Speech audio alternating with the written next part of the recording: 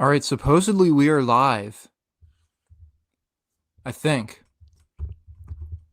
I'm going to check YouTube and make sure. But I hit go live, so usually that means we're just that. Let's see.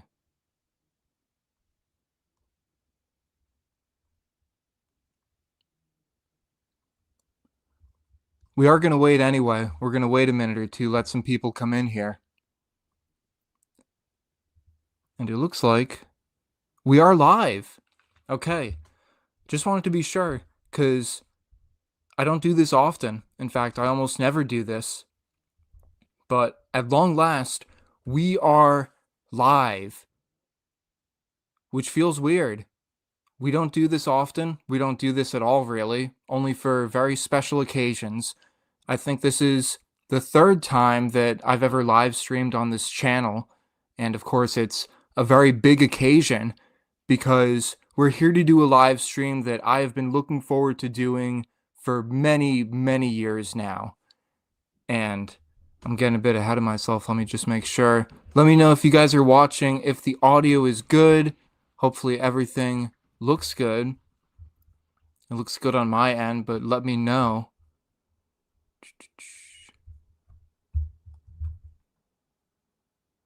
Just double checking. All right, we got comments. Hello. We got people flooding in. Austin said audio's good, King. Okay, then I'm not going to worry. We're good to go. All right. So yeah, I've been looking forward to doing this live stream for many years now.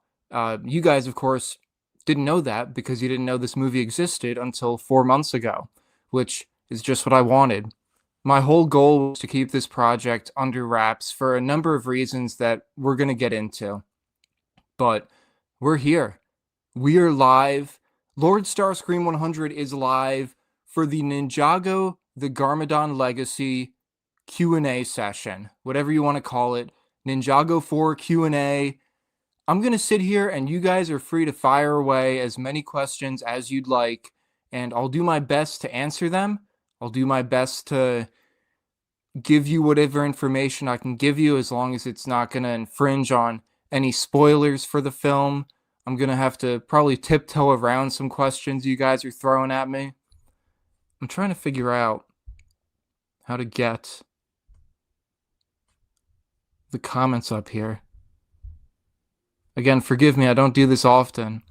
I can see the live comments on the chat on my phone, but not through here. We got some questions already. We do. I guess I'll kick things off as we let a couple more people pour in. I'll give a bit of an introduction slash reflection of sorts. I first came up with the idea to make a Ninjago film back in December of 2012. So coming up on 13 years ago now, which is mind-boggling to think of course.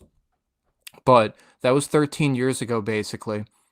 And I thought at the time, this will be a cool new series to make. This will be a lot of fun. And I spent 2013 writing the first film. And then we shot it in 2014, and 5 parts of the film came out in the second half of 2014. And then January of 2015, we got the announcement of the sequel, Rise of the Great Devourer, and that movie was shot through 2015, came out in 5 parts, as is tradition, at the end of, or the second half of 2015 into early 2016. In July of 2016, we announced Age of the Golden Master, the 3rd film in the series. And that movie was shot over an extended period of time, and it ultimately came out in 5 parts, as is tradition, in the second half of 2018. And that was it. That was the end of the series, at least I wanted you guys to think it was. And you didn't really hear anything about Ninjago on this channel after that. So, to me, the biggest thing is I wanted you guys to, I don't know if keep the faith in the series is the right way to put it, but I didn't want to tell you guys that outright that there was more coming, because I didn't know at the time if I could fully commit myself to making a return to Ninjago. That was one of the big hurdles with this series, was figuring out, am I going to be able to make a fourth Ninjago film? Is that something that is going to be feasible, especially with all these other projects that I had lined up post 2018? We're going to get into that. I'm going to take a break from diving into all that real quick to start answering some of these questions, because you guys are here. We got a couple people in the chat, which is great. What's going on, everyone? I'm happy to be here with you, and I'm going to start answering some of these questions and comments. We got Kai the Mastro saying, "You have the Storm Village." I do have the Storm Village. I haven't cracked it open just yet, but it's a really, really cool looking set. The figures look really cool, so that's the main reason I got the set. But yes, I have the Storm Village. Kai then asks if I love Dragons Rising. I think it's cool. I like Dragons Rising. I'm all caught up. It took me a while to get caught up on a couple seasons, but no, I really like it. It really dives deep into the lore, to the point where it dives deep into the lore and it expands on the lore to the point where even I'm a little lost sometimes, and I gotta kind of look at it and be like, you got like a talking frog now and stuff, and we didn't have to get into all the nitty gritty details, but I'm amazed by how far Ninjago has come and really what it's blossomed into. But yeah, I'm enjoying Dragons Rising. There's a lot to unpack with that series, and it's a really nice expansion of the Ninjago story. We've got Source Oni Blood, that's a nice name, asking, who do you think Ra's master is? I don't know. They might try and throw a curveball at us and say it's Sensei Wu, but given what we saw in the last season, I doubt that's going to happen. I got no clue, and who knows if we'll ever know. Maybe they won't tell us. We've got a question from Kai asking if Ninjago 4 is about seasons 7 through 10. Well, I guess that's one of the top questions that I'd like to answer, and thank you, Kai, for bringing that up. So, as you guys have seen with the past few Ninjago films, they tend to focus on a select number of seasons. Age of the Golden Master is a great example, where it primarily focused on Rebooted, Season 3, Tournament of Elements, Season 4, and Possession, Season 5, with a couple elements of Skybound, Season 6, sprinkled in. Now, you guys might see some details around me that have already hinted at what this film's going to be about, and judging by the title itself, you might be able to figure out what season or one of the seasons we'll be focusing on. But I'll just go ahead and confirm it officially that Ninjago the Garmadon Legacy will be focusing primarily on 2 seasons. The first is Season 7, Hands of Time, and the second is Season 8, Sons of Garmadon. And you will have some, I guess you could say, continued elements of Skybound sprinkled in. I wouldn't say that Skybound, in terms of the story that you saw in the show, is going to be the main focal point of this film, or even a major aspect of the film. But Hands of Time and Sons of Garmadon are going to be the 2 focus seasons for this movie. I know Hands of Time, I've found, reading comments with people say online, Hands of Time has gotten a bit of a negative reception. Personally, there's not many seasons I'm super, super critical of. I've seen critiques about the animation and some of the writing. I was fine with it. However, it's a big however. This film is going to put an interesting spin on the Hands of Time story. I'm not going to get into what that's going to be. I think people are going to enjoy it. I think it's going to surprise some people, but it's not going to be a one-to-one faithful adaptation of Hands of Time. And then you look at Sons of Garmadon, which is one of my favorite Ninjago seasons. Absolutely loved it. And it was a major factor in pushing me to even make this movie. But Sons of Garmadon is a season that I'm really, really excited to adapt. So I'm going to keep going. We got Drew Pitts saying, to LordStarscream100, will the handsome Time and Titanium Zane coming back? Oh, Hands of Time. I was like, Handsome Time? That's a typo right there. That's a good one. Handsome Time. Hands of Time, if you're referring to the Time Twins, they will be in the film. They will be in the film, and they're going to play an exciting role. They will. Titanium Zane. This is another big thing that I want to get into, and thank you, Drew, for bringing that up. This is something that I've remained consistent on since making Age of the Golden Master, and it's a creative choice with this series that I feel a lot of people might not agree with. It might shock a lot of people. And I wouldn't consider this a spoiler, because I'm about to say it, I'm about to confirm it. I have never had any plans to bring back Zane. Zane, as you probably saw, sacrificed himself to defeat the Overlord / Golden Master at the end of the last film. And when making that film, and all the way through 7 years later when making this film, I've remained consistent that Zane is not coming back, that he gave his life to destroy the Overlord, and that's something that the ninja have had to deal with. So I'm standing firm on that. I can confirm now that he's not coming back. Could he appear in a flashback or something? We could leave the door open to that. I won't confirm nor deny it, but he is not being resurrected. Zane will not be resurrected for the Garmadon Legacy. So I'd like to be upfront about that, because I know that's going to be on a lot of people's minds, and it might disappoint some people, but it is something that always felt right to me.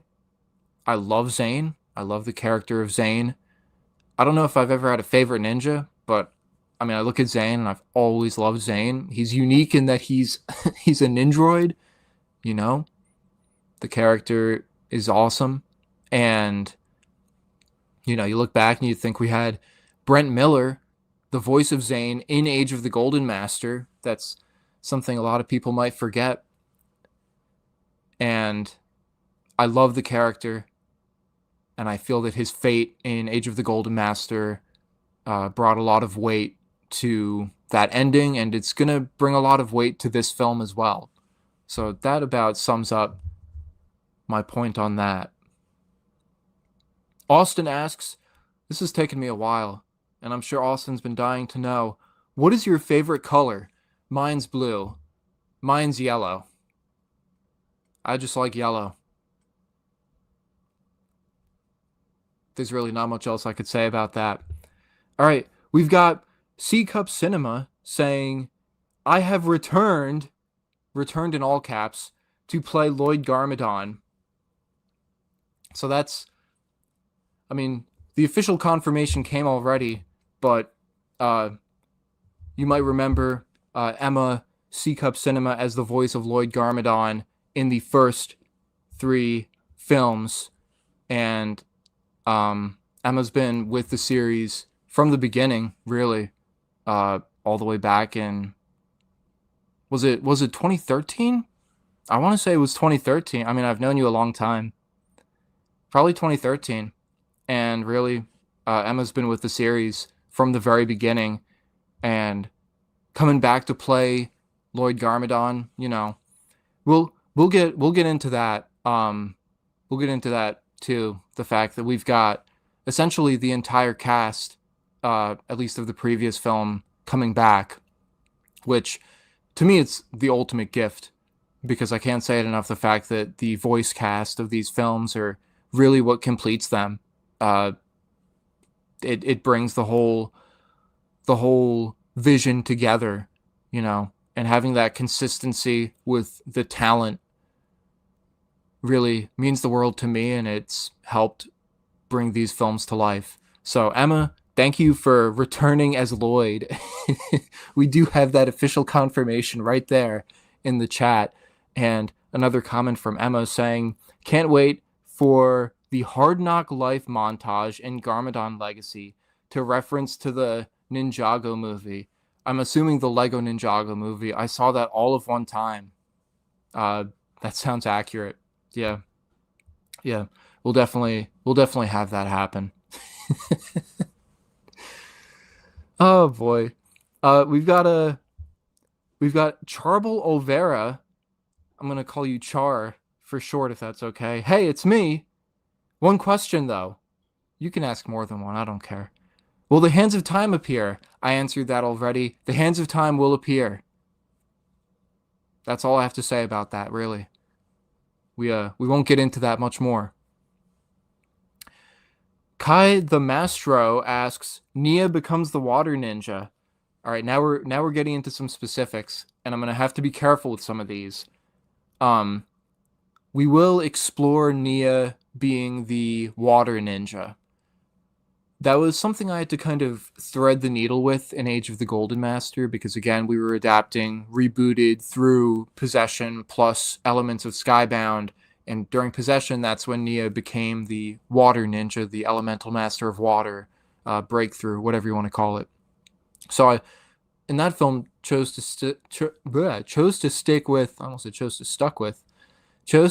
with Nia being the Samurai X for the entirety of the film. I felt like it was just a bit too much to try and explore her water ninja arc, or rather her becoming the water ninja, but you are going to see more of that in this film. We are going to explore that. Kai then asks, Day of the Departed? Day of the Departed will be an element of this film. Yeah, I guess revising what I said earlier in terms of what seasons are going to be adapted, Day of the Departed is going to be something that we take some elements from. Through the script writing process, which I'm going to get back to what I was saying earlier shortly. Through the script writing process, I sort of changed what elements of Day of the Departed we would be using. To me, it was important that we touch on it at all, that we take some aspects of it. But again, that's changed through the script writing process. So Day of the Departed is going to be an element in this film. The way in which it's adapted, I can't quite say. So that's all I'll say on that. I'm trying to kind of dance around some of these questions, not because I don't want to answer them, but all right, let's see. Where am I? Okay, Char has to go. Have to go. Sorry, real busy over here. We'll rewatch stream in an hour or two. Take care, you goated individual. Ninjago. Thank you, Char. Love you, man. Thank you for watching, and I hope you enjoy the replay. I'm gonna keep this stream public on my channel, probably for a few days. We'll see what happens, and regardless, I do have a live stream playlist. So if the stream is not up, then it will be in that playlist as an unlisted video. That's what I've done with my past streams. So Kai asks, the ninja have the old or movie looks? Kai, how are you asking all the important questions? That's another one right there. So you guys could see in the thumbnail for the announcement video that Lloyd is wearing his Hands of Time robe. I can't remember what the name of that outfit is. I'm struggling. There's the Honor robes, I think that's Day of the Departed. Destiny robes, I think, is Skybound. I can't remember. But you guys saw that in the announcement video thumbnail that Lloyd had on his Hands of Time robe. And I can confirm right now that the primary outfit of the ninja in the film will be their Hands of Time robes. I've always loved the Hands of Time robes. I love how they've got this really like elegant sort of regal look to them. And it still has their original logos on the robes, which is important to me, given the continuity of the last few films. So those are, I think, the last. Yeah, because Day of the Departed came before. I was going to say those are the last robes that were made before the redesigns from the movie, if I'm correct in saying that. But yeah, the ninja are going to have on their Hands of Time robes for the film. Gotta love the Hands of Time robes. All right, Kai asks if I've started animating the film. I have not. I have not started filming yet. This year, as I was last year, I was really focused on getting the script down, and I didn't want to start filming anything before getting the script finalized. So no, I have not started filming Ninjago 4 just yet. I've been doing a lot of prep work. I've been doing a lot of test filming with my camera, which has really just involved framing minifigures, figuring out how I'm going to be filming minifigures because I got a new camera over the summer. I don't think I've officially announced that. That's big. I got a new camera over the summer, and it's a bigger model than the previous camera, which normally wouldn't affect me when filming, but in this situation, when I'm like bent over, like filming minifigures right in front of the lens, that's something that, it's a bit different. It's not the way I normally film things, obviously. It's a much smaller method of filming, honing in on these small minifigures. And, I've just been doing a lot of prep work with that, getting ready for filming. That's going to be, the next big step, I would say, around the same time that the casting call kicks off. Or I should say, just as important as the casting call kicking off. But we'll be talking about that. We'll be talking about that later. We'll get into that later. C Cup Cinema, Emma, says, I got cast in 2013. That's crazy. That's crazy. I think we've talked about that before. That's crazy. And you're still here. I'm thankful. Kai says, if Yang coming in your movie, am interesting cast Yang. So Kai wants to be Yang. Well, stay tuned for the casting call and you will see what roles are going to be open. Drew asks, so who's going to take Zane's place as the Master of Ice? That is a good question. And it is not something that we're going to explore in the film. In the same way that when Moro died, we're talking in the TV show itself, you didn't find out who the new Master of Wind was until Dragon's Rising. I think Euphrasia is the character's name. She is confirmed as the new Master of Wind. So it's possible there's a new Master of Ice out there, a younger character maybe, someone that the ninja, the elemental masters, people aren't acquainted with just yet. But that is not something that the Garmadon Legacy is going to dive into exploring. As far as the ninja are concerned, there is no new Master of Ice. They likely don't even know how that passage of powers, or whatever you call it, how that works.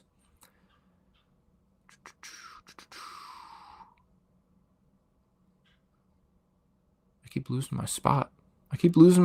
What am I doing? All right. Prince Porky. I love these usernames. Will there be an awesome mock like the Overlord's mech in Age of the Golden Master in the film? There will be. There will be a bunch of mocks in terms of vehicles.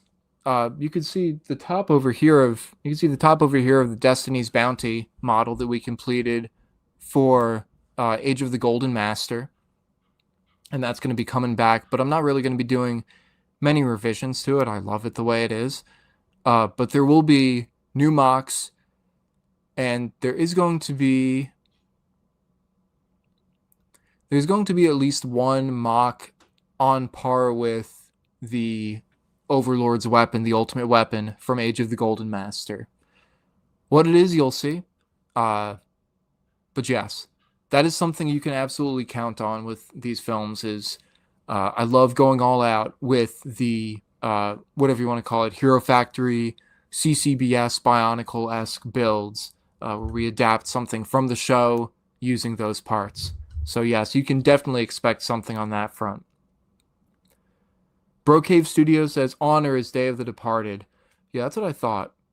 And Prince Porky confirmed Fusion, that's it. The Hands of Time robes are the Fusion robes. Thank you for that.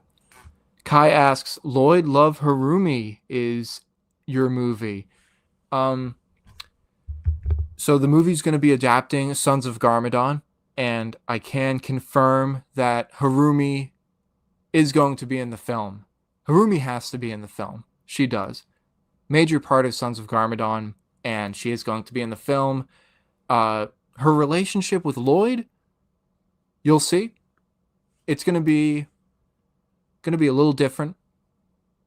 I went back and forth on how to depict it, but yes, Harumi will be in the film. That I can confirm right now. Kai asks, 2028 or 2029 or 2030 your movie? I hope not 2030. I hope much sooner.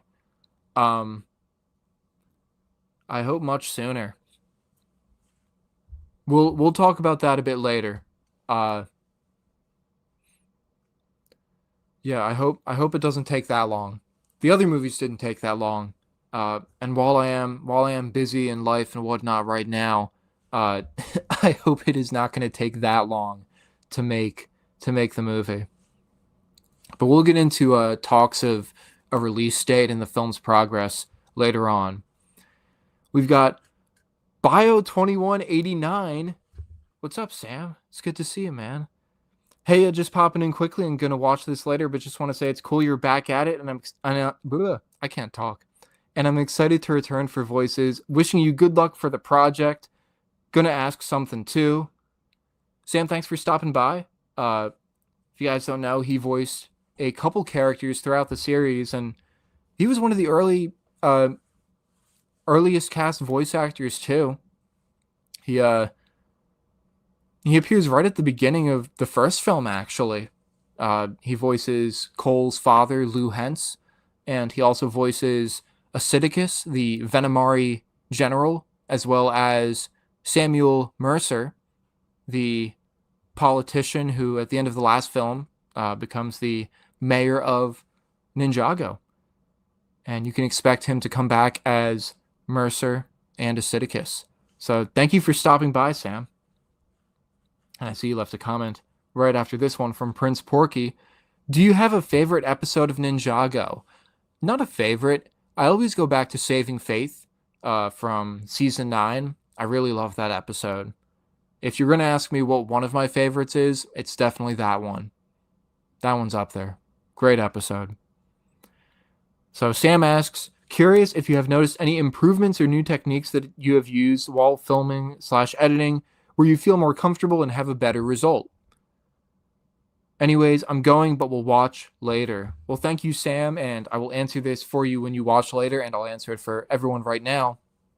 One of the benefits of me taking a break from the Ninjago series for a few years is that I got to really just improve by making other movies. By continuing to make movies, I feel like by doing that at a bare minimum, I was able to improve my technique. I feel like I got better with editing. I got better with framing shots. I got better with working on audio. Dealt a lot more with being careful with audio. I mean, you look at Breadcrumbs 5. where we dubbed over the overwhelming majority of the dialogue from that film. We did a lot of ADR work, and considering the fact that this movie is entirely voice acting, that's going to come in key here. That's going to be a really important aspect of this film. I mean, the fact that I've got a mic sitting in front of me, uh, had that in the last stream I did 5 years ago at this point. It's a while. But I've tried stepping up my game, uh, I guess just by making more movies, learning where I can improve, seeing where some of my shortfalls might have been. Um, and even by looking back at some of the old Ninjago films and seeing aspects that I could improve on, uh, I think you're gonna see some positive changes. I'm really happy with this new camera that I got. I was, as I mentioned, doing some test filming with the camera, trying to see how I could frame some of these shots, you know, making sure that these really tiny minifigures look nice in front of the lens, and the visual quality is definitely a huge improvement. And these are all things that I've been fortunate enough to been able to improve through the years. So I'm trying to think if there's any other like specifics that I've managed to improve on. Those are the big things. Just the fact that I've kept at it with making movies, I felt like has that's kept the sword sharp. It's kept the sword sharp. Keeping the camera rolling has kept improvements coming in. So Kai says, my favorite season is Possession at number 1, Hands of Time number 2, Hunted at number 3. And you?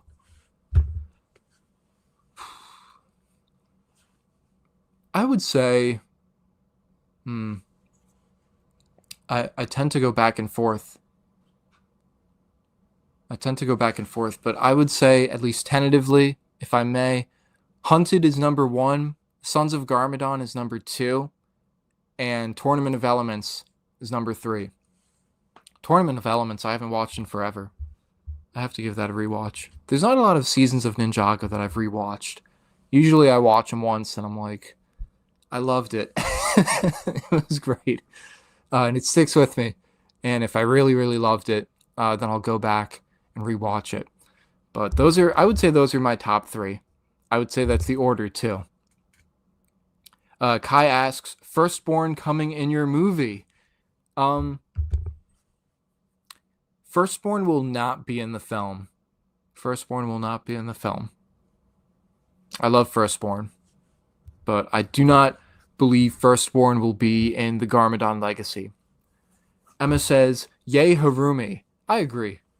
Love Harumi. And you talk about the fact that, in the 7 years that have gone by since Age of the Golden Master, how many like minifigures that Lego has produced for Ninjago that we did not have at the time Age of the Golden Master was made. You've got these exclusive figures sitting behind me that I haven't cracked open just yet. And those are some figures that I never thought, Lego would make. I think maybe more importantly, or as important as those figures, is the fact that we finally got the casual Harumi minifigure with the Ninjago City Workshop set. Words cannot describe the relief I felt when I saw that we were finally getting that figure, knowing that it would be pretty important for this film. No joke, I spent years trying to figure out how to make a casual Harumi figure. And I tried with a bunch of different pieces. The hair was the biggest struggle because that hair only came in, I think, 2 other colors. Orange with the Lego Ninjago movie, and then I think it was like a translucent blue for some, I think it's like a Lego video or something. I dug deep. I looked everywhere, and I found I think it was a Lego Friends hairpiece that came kind of close. But in any event, the fact that they finally made the casual Harumi figure, which is really 1-to-1 with the show. It is really accurate. I was like, thank God, because because we're at the point now where it's like, all right, if they don't make this figure, then I really got to figure something out. And it really couldn't have come at a better. It could not have come at a better time. That I think that set came out. When did the workshops come out? Was it over the summer? I can't remember exactly. But yeah, I'm glad. I'm glad they finally made that figure. Kai asked if the script is finished. The script is virtually done.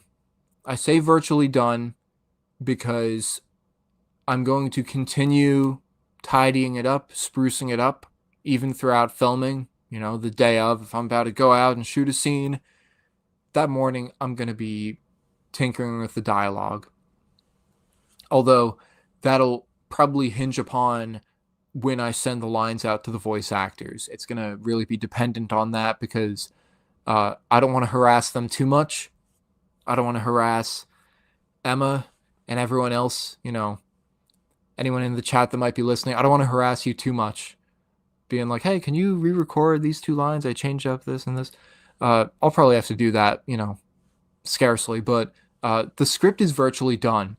And we will get into actually I'm going to backtrack now because we've been going for almost 40 minutes, and I want to thank you guys for tuning in. If you are just tuning in, this is the live Q&A for Ninjago the Garmadon Legacy. If you don't know, I'm LordStarscream100, also known as Scott, and I am the director of a live-action Ninjago series that aired back in the day. You had Ninjago 2014, and its 2 sequels, Rise of the Great Devourer and Age of the Golden Master. And now the long-awaited 4th film, The Garmadon Legacy, is indeed in the works, and I'm open to any and all questions regarding the film. So thank you guys again for tuning in. But I would like to backtrack to what I was saying at the onset of the stream. After 2018, I had a couple other projects lined up that I knew I was going to have to focus on. And we're talking about Breadcrumbs, Pizza No Come, Creepy Guy in the Woods. Really some of our biggest series from through the years that I knew I wanted to bring to a close at some point so that I didn't have to, you know, God forbid, cancel any of these series. I'm going to take a quick water break because I've been talking a lot. Okay, I'm hydrated. Thank you. After 2018, I shifted my focus to the feature film Kane West No Salvation out of the Breadcrumbs series. So we did that in 2019. And then 2020, we moved on to Breadcrumbs 5, which biggest project we've ever worked on. And wrote that, started filming it early 2020. COVID hit and filming was shut down. And I bring that up because it was actually around April that I went ahead and started writing Ninjago 4. And funnily enough, it's actually always been subtitled The Garmadon Legacy. From the very beginning, for the last like 5.5 years at least, this movie has been subtitled The Garmadon Legacy, which is pretty crazy. That's a title that has always stuck with the project. It's a title that I've always been very fond of. I felt that there's a lot of meaning to the title. And I feel it really speaks for itself. I think there's going to be a lot to unpack with that title, and I think there's more than one meaning with it too. So that's big. That title has been there all the way through.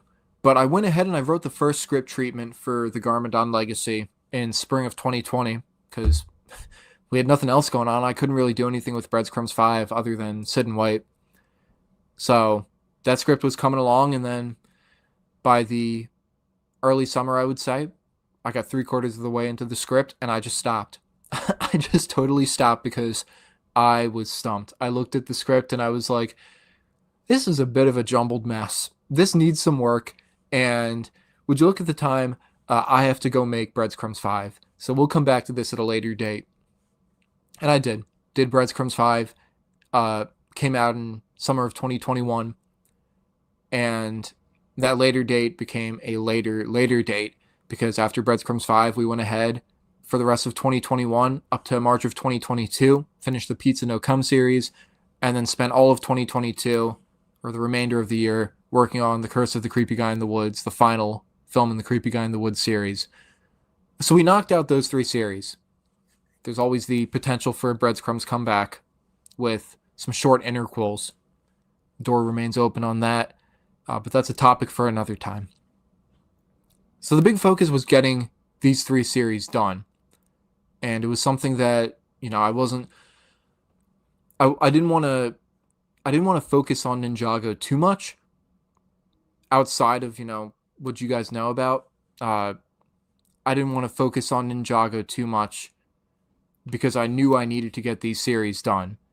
I didn't want to delay them any further, especially Pizza No Cum. That took a long time.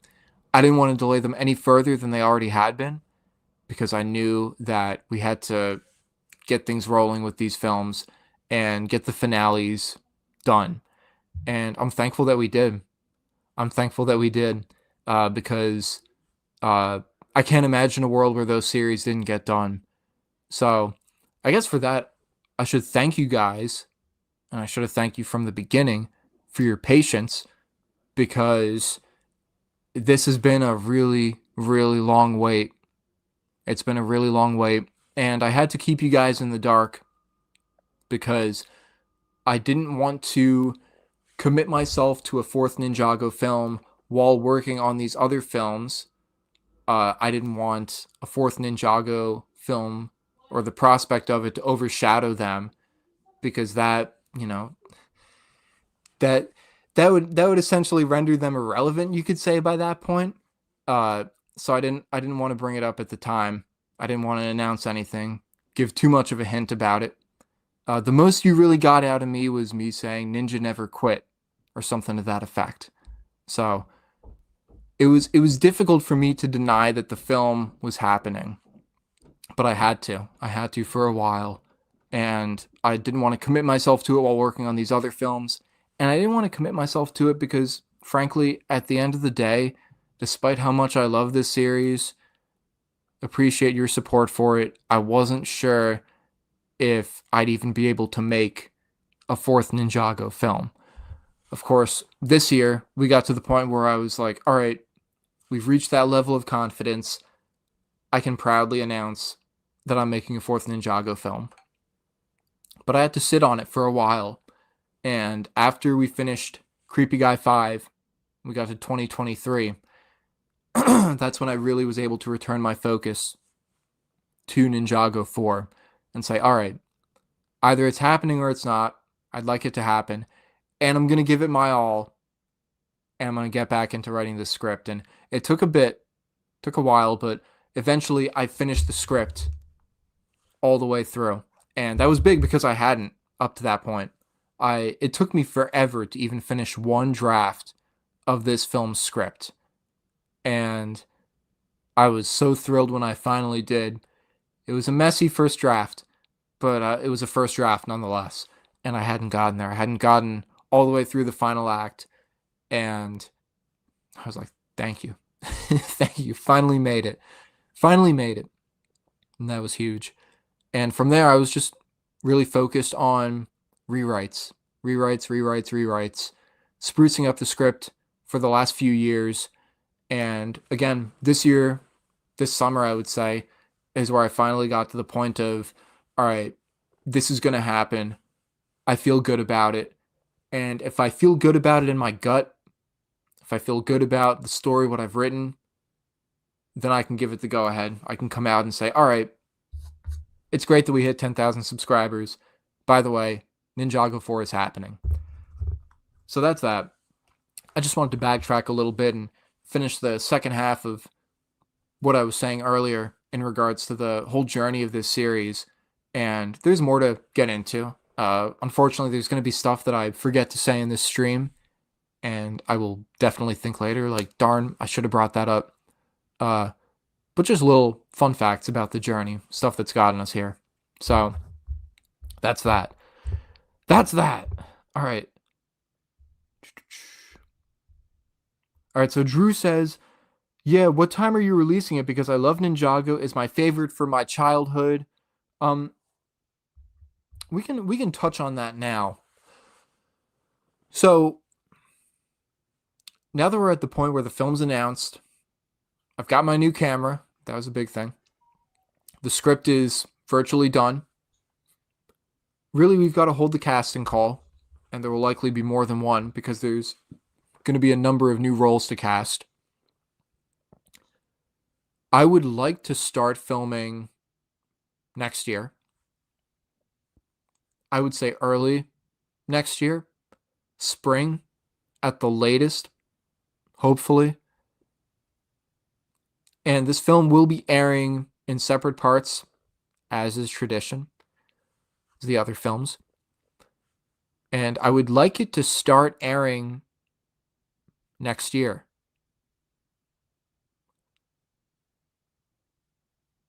That's the first time I've said that.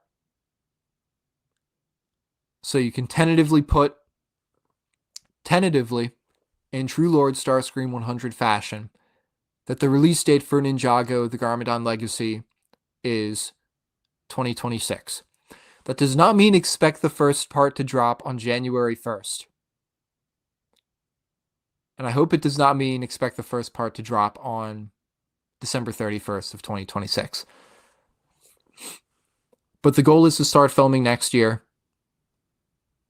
And thereby the goal is also to start releasing the film next year as well. More details to that, or more details on that, will come, will follow. But that is currently the goal. It's a bit of a loose goal, but I will be keeping you guys in the loop in regards to the film's progress. I'd like to be very communicative about this film. I really do. I want to keep you guys as updated as I can. I'll be posting stuff on here, on social media in general. But yeah, I would like to keep you guys as updated as I can. That'll be my goal.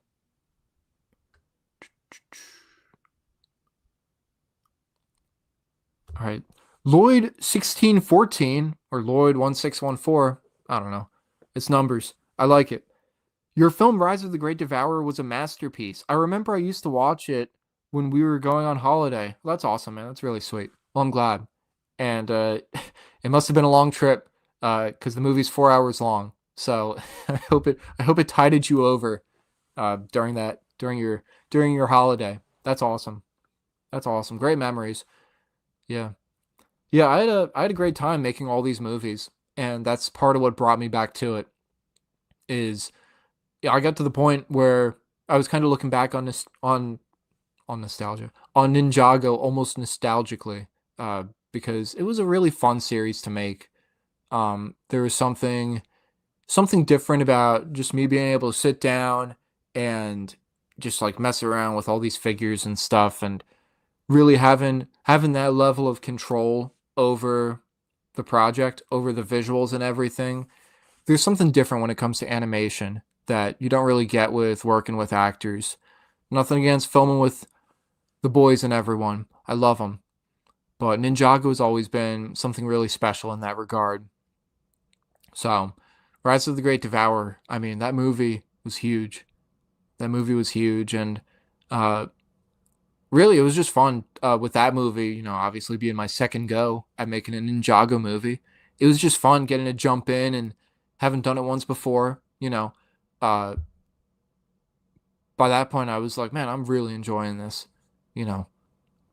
Let's keep going. Let's keep going. And then Age of the Gold Master came, and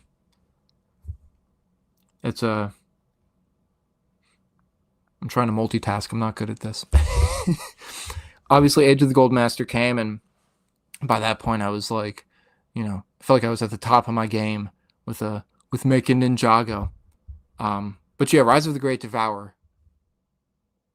Big movie. Big movie. Important movie. Important movie. It's all one big journey. I feel like that's a great way to look at it, too. All right, so Kai says, Cole have big role in movie 4 because he's a ghost. So, I'm being careful. If I'm pausing, it is me thinking very carefully. Cole's going to be in the movie. He's going to be in the movie. He's going to play a big role. He's going to be a ghost, because that's how we saw him at the end of the last movie. We're not walking that back. Cole will be a ghost. His role in the film is going to be different from the previous films. that I can say for sure. It's going to be different. And he's going to be going on his own journey. Maybe not a physical one. Maybe more of a, no pun intended, spiritual journey, you might say. But he's going through his own struggle, and we're going to be exploring that in this film. And I'm grateful that we have Jack Morris coming back to voice Cole. I'm sure you guys remember Jack, his voice, that great voice. And I'm grateful he's going to be coming back as Cole, as are many other actors who I'm going to have to shout out. But yeah, Cole is going to be in it, don't worry. And he will play a big role. Victor Narad, 1361, Narad?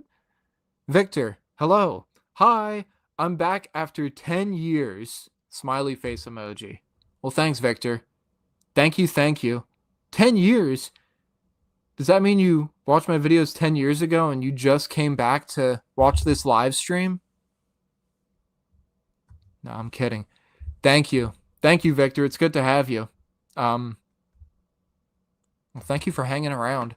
Because, yeah, I was radio silent for a while. I wasn't saying anything about Ninjago. And, you know, I mentioned it before, but it's a big thing. When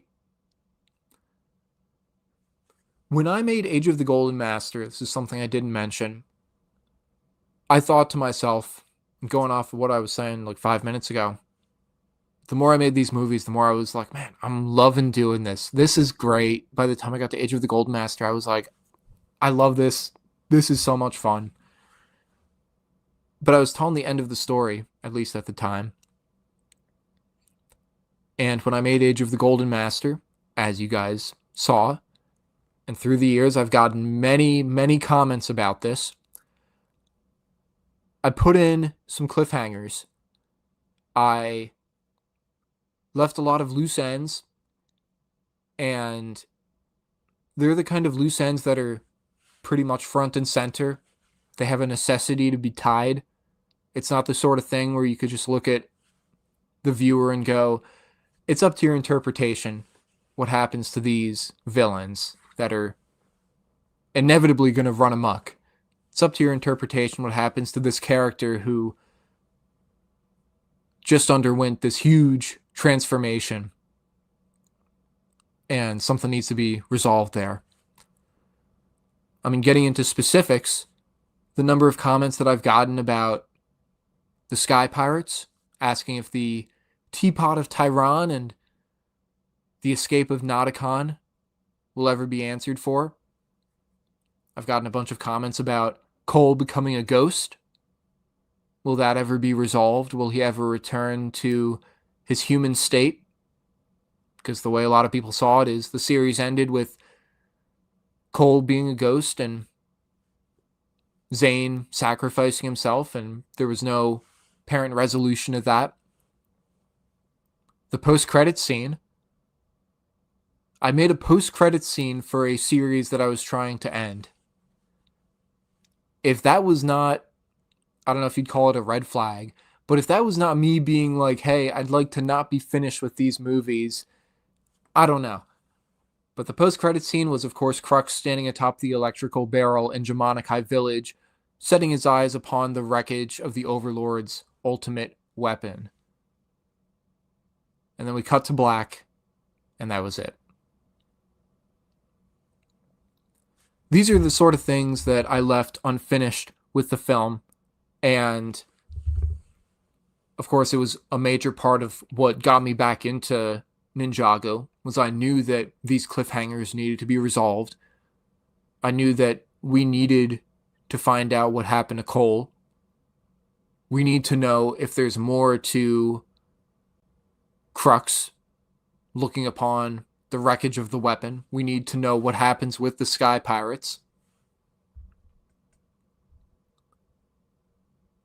There's a lot there. There's a lot to unpack there. And I'm, again, being very careful with what I'm unpacking. But, yeah. Yeah. All right, let's keep going. All right, so Kai asks, the Oni Legacy as role in the film. So the Oni will play a role. I can't confirm whether you'll actually see them, but they will at the very least be mentioned. The Oni are officially canon to LordStarscream100's Ninjago series. Let's go. Yes, the Oni will be mentioned, Kai, at the very least. Emma says, Tournament is goated, Skylar is goated. Agree with both, and I guess I could use that opportunity to confirm that Skylar is going to be making her debut in Ninjago the Garmadon Legacy. She's a character that I regret not being able to include in the previous film. I guess you could argue I could have tacked her on with Karloff and Griffin Turner, the two other new elemental masters. I didn't. I hope to make up for that with this film, and we are going to have Skylar making her debut. So you got Harumi, and you got Skylar. I'm happy about that. Kai asks, the new Samurai X Pixel is coming in the movie?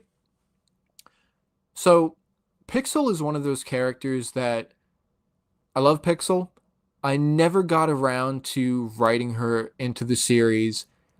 I never really had much intention of it. Again, nothing against the character, but I never got around to writing Pixel into the series. You could argue I had an opportunity in Age of the Golden Master. I didn't take it. You know, looking back, there could have been some role where she was a Nindroid constructed by Simon Bowler, the son of Cyrus Borg. Didn't go for it. So she will not be in this film either. I'm sorry to say, but I do love Pixel. I love Samurai X. And I guess that is a question now, if Nia is going to pursue the mantle of the water ninja. What happens to Samurai X? We shall see. Victor says, yeah, I also love Tournament of Elements. That's my favorite one. Then Hunted and Sons of Garmadon. Thank you, Victor. It's true. It is. 3 great seasons. I love them. I do. Sons of Garmadon, Hunted, and March of the Oni doesn't quite stick the landing, but I really enjoyed the first 2 at the very least, and March of the Oni I like too. I feel, honestly, my only significant issue with it is how the Oni are handled in terms of their return. There's not much there to chew on, but March of the Oni it's cool. It's a fun season / special, whatever you want to call it. Okay. Emma says, I heard there might be a Dr. Julian figure finally coming next year, and I'm going to have to own that figure at least. Yeah, I heard that too. You've got the Old Town Ninjago Legacy set coming out. Is that January 1st that comes out? I know the 4 Weapons Blacksmith set comes out on January 1st. And oh my goodness, am I excited for that. That looks amazing. That I'm definitely going to get. And I'm really interested to see what the minifigure roster for the big Old Town set is going to be. But Dr. Julian is allegedly going to appear in it. And that'll be great because that's a figure that Ninjago fans have been waiting for many years, since I think like 2012, essentially. Before the first Ninjago movie that I made was even conceived of. Like, like yeah, it's never too late to get a Dr. Julian minifigure. Yeah, you're absolutely right, Emma. That's gonna be great. Yeah. I myself have not been super hyped for one, although I could have used it for Rise of the Great Devourer because I had to customize a figure for that film, and in retrospect, might not be the best or definitely not most accurate looking one, but yeah, that'll be great to finally get that figure. Water break too. Perfect. All right. Yeah, that'll be awesome. I'm interested to see what other figures we get in that set. I've heard rumors and some of them are interesting. But Dr. Julian, we need that figure. I mean, we got Cyrus Borg, we got all these other figures. Like they gotta do Dr. Julian. Emma then says, "Thank you for not harassing. Don't thank me yet. I haven't sent out any lines." Some measure of voice actor harassment is coming down the pipe. Trust me, that's coming. Kai asks if there will be Jay and Nia romance moments. Uh, yeah, yeah, there will be. They're still together. They're still together. We ship them. We ship them, as we say. Yeah, there will be. Uh, like March of the Oni. I'm assuming that was another comment from Kai. I'm assuming that was tacked on to the previous comment. So Jay and Nia romance moments in the film, like in March of the Oni. Um, yeah, there will be romance moments between them. That I can confirm. Garmadon becomes more powerful in the film. Uh, well, I guess for that I would need to confirm that Garmadon is in the film. That would be big. That would be big to confirm, but we'll see. We'll see. It's called the Garmadon Legacy. But I mentioned earlier how there's a lot of meaning to that title, right? Garmadon, that's the family name. So you look at Lord Garmadon and Sensei Garmadon, but Lord Garmadon too. You look at the impact he left on Ninjago, saving the city from the Great Devourer, destroying the Great Devourer, banishing the Overlord's armies in Age of the Golden Master, and giving his life to do so. Giving his life to do so because as we learned at the end of Age of the Golden Master, performing that mass banishment spell actually caused the Cursed Realm to collapse. So when Garmadon was banished there with the rest of the Overlord's army, he was automatically essentially killed and passed on to the departed realm. So you think of that. You think of how much Garmadon has done for Ninjago. You think of what kind of legacy he's left behind after his death. But of course, he's not the only Garmadon. You also have his son, Lloyd Garmadon. You think of everything that Lloyd has done for Ninjago. A lot of good. There's a lot of good. Fighting all these villains through the series, be it the Overlord's forces in Rise of the Great Devourer, the Serpentine, the Stone Army, and then Age of the Golden Master. Of course, you see him, Lloyd, fighting Nindroids, Chen's Cult, the Ghost Warriors, Sky Pirates, everyone. And then you look back to the first film and how Lloyd started as this aspiring, what would you even call him? I mean, he's trying to follow in his father's footsteps. And you look back to that film and you see Lloyd on this darker path. And he had some nasty plans in that film. He was up to some bad business.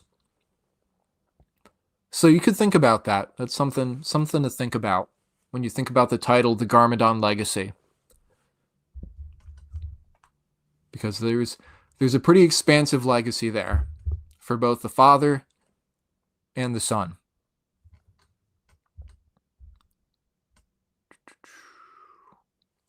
All right. Kai asked who my favorite new ninja is. His favorite is Sora.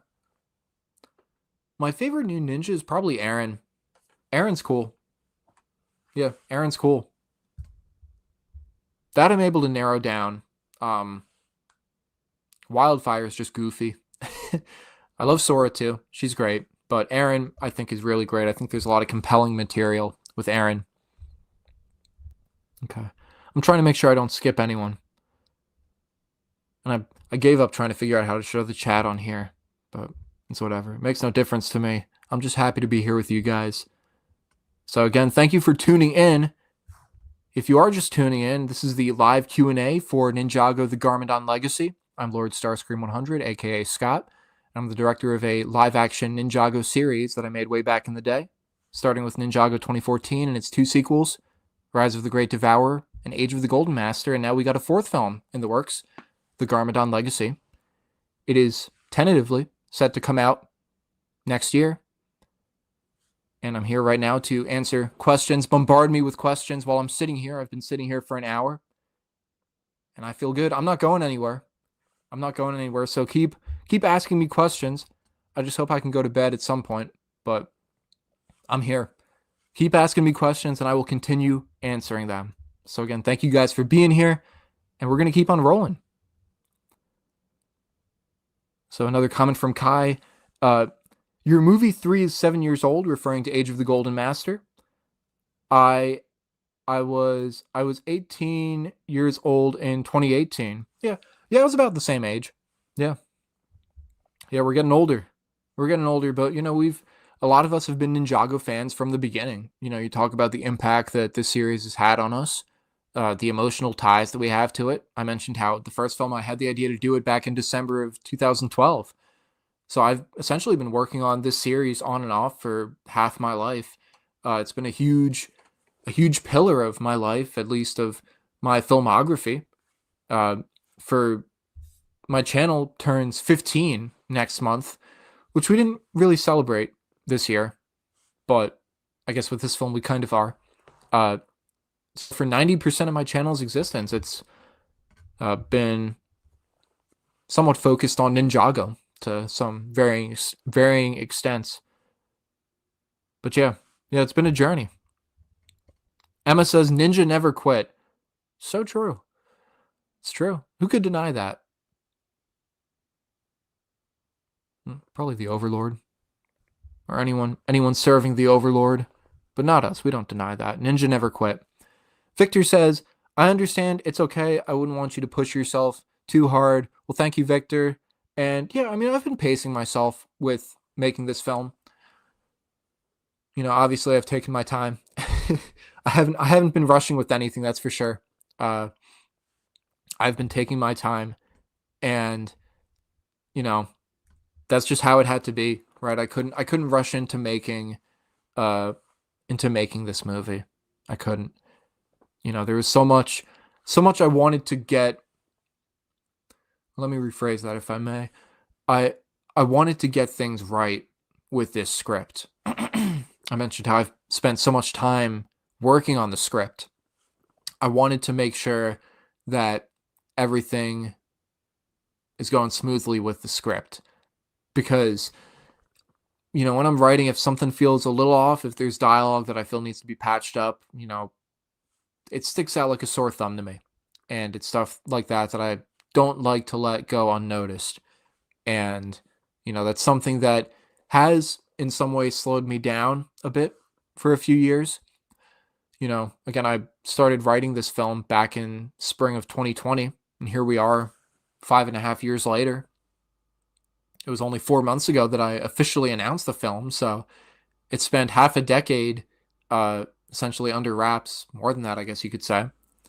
But no, I appreciate it, Victor. No, I'm not pushing myself too hard with the film. I've learned to pace myself with the whole everything going on behind the scenes. You got to balance work, life, and Ninjago. I guess that's a good way to put that. I don't know, but we will keep going. Thank you, Victor. Kai says, please make an intro like the series. I never thought of that. I never thought of that. That's a good idea. Yeah. And he's saying do that for the Garmadon Legacy. I'll think about that. Thank you, Kai. Steven Smokes says, hello, am I late? Well, I started, I don't know when you commented that, but I started already by the time you came here. So technically you are late, but not in my book. In my book, you're right on time. You're here and you're right on time. You were here and that is what matters. Thank you, Steven. Steven then asks, what is the fourth Ninjago movie going to be about? Well, I have not released an official premise. I've not laid out an official log line or plot, but the film is going to be taking elements primarily from story elements, not elemental powers. We got to specify, don't we?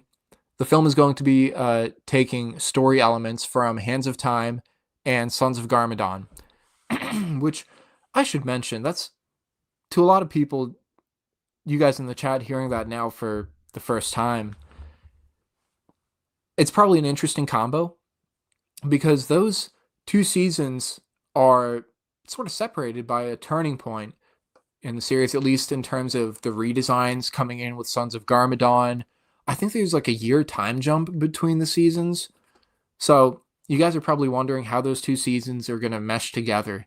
And you have every right to wonder that because, again, they're two very different seasons, but, so were Rebooted, Tournament of Elements, Possession, and Age of the Golden Master. Through a lot of work, we were able to mesh those together into a big journey, a big quest to take down the Overlord's evil forces. But yeah, that's what the movie's going to be focusing on. So I cannot officially say what the premise is, but I would hope to in the near future. I would hope to give like a basic like summary, 1 or 2 sentences, like what is going on with this movie? What is it about? Tell me, what is Ninjago for? We'll find out soon enough. Kai asks, not a cane. He meant not a con. I like not a cane. So will Nauticon be in the film? That's a big question, and that's one that I'm sure a lot of people have wondered for a while. The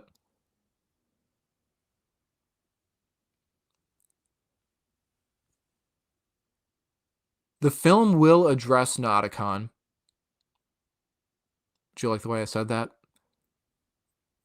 We'll address Nauticon. Nauticon is not going to be something the film focuses a lot on. The way that Skybound's story is handled and fully wrapped up, I guess you could say, in this film is going to be quite different from the show. And I feel like that next to what happens with Zane, not bringing Zane back, I feel like those two might be some of the most controversial choices that are made with the film. So the Garmadon Legacy will address Nauticon. I had to dance around that one. I apologize. Kai says that he will watch my movie day 1. Thank you, Kai. Thank you. I appreciate it. I'm sure a bunch of people will. I know a lot of people have been looking forward to it. And I look forward to that day where it starts coming out, where the first part comes out. So we've got Uni and Coca-Cola in the chat. What's up, Uni? Uni says, welcome back, friend. Well, thank you. Thank you for welcoming me back, and thank you for being here, my friend. Uni, of course, is the voice of Jay, the one and only voice of Jay in this series. Much like Emma and much like Bio21, aka Sam from earlier. Uni has been here from the beginning, as far back as like 2013, I guess. And, he's been a staple of this series. And of course, he will be coming back. He will be coming back as Jay, which is great. What a privilege it is having all the original voice actors come back, or at least most of them. That's something we'll get into later.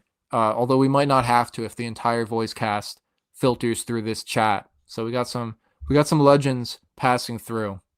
Thank you, Uni. Thank you. Love you, Uni. All right. Kai says, what suits have the ninjas in the movie except the Hands of Time suit? Kai is clever. There will be at least one other suit that they wear. What that is, I will not confirm, but you can expect the Hands of Time suit to appear. The fusion robe, as I think it was Porky or whoever that told me. It's the fusion robe. Thank you, Porky. Victor says, yes, kinda. I also watched Ninjago a lot 10 years ago, then stopped because my comfort character, Garmadon, was gone. That's fair. I was really upset because I always related a lot to him, so I didn't watch it. Yeah, I know what you mean. Yeah, it was frustrating seeing Garmadon go. Absolutely was. Yeah. Yeah, can't argue with you there. Steven asks, is Lloyd's mom going to be there? Probably not. Misako is probably not going to appear. No, it's another character that we never really wrote in. I just felt like she never really did a ton in the show. To the point where I was like, if I bring in a character that's supposed to be as crucial as Lloyd's mom, like how exactly are we going to fit her into the story? So that's a character that we never got around to adapting. But Misako is probably not going to appear. All right. Victor says, wait a moment, hold on. Oh, this is the second half of his previous comment. He didn't watch it anymore, but these holidays, I just remembered suddenly, and I thought Ninjago had a big impact on me. Why not watch it again? And why even not watch your films again? Ninjago still has a big impact on me. Yeah. Yeah, I mean, it's got a big impact on a lot of people. It does, and I'm glad it brought you back to me. I am. But no, I get your frustration after Garmadon left the series. It's frustrating to a lot of people.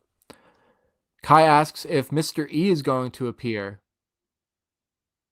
Well, I guess I can confirm now that Mr. E will be in the film. Mr. E will be appearing in Ninjago: The Garmadon Legacy. It's true. Mr. E is going to be in the movie. Victor says, and someone talked about Harumi. I also love Harumi. Kind of relate to her in some things too. Okay. Well, hopefully you don't want to do the bad stuff that Harumi did. But we love Harumi. Great character. It's true. It's very true. Kai asks if Echo Zane will be in the film. Maybe.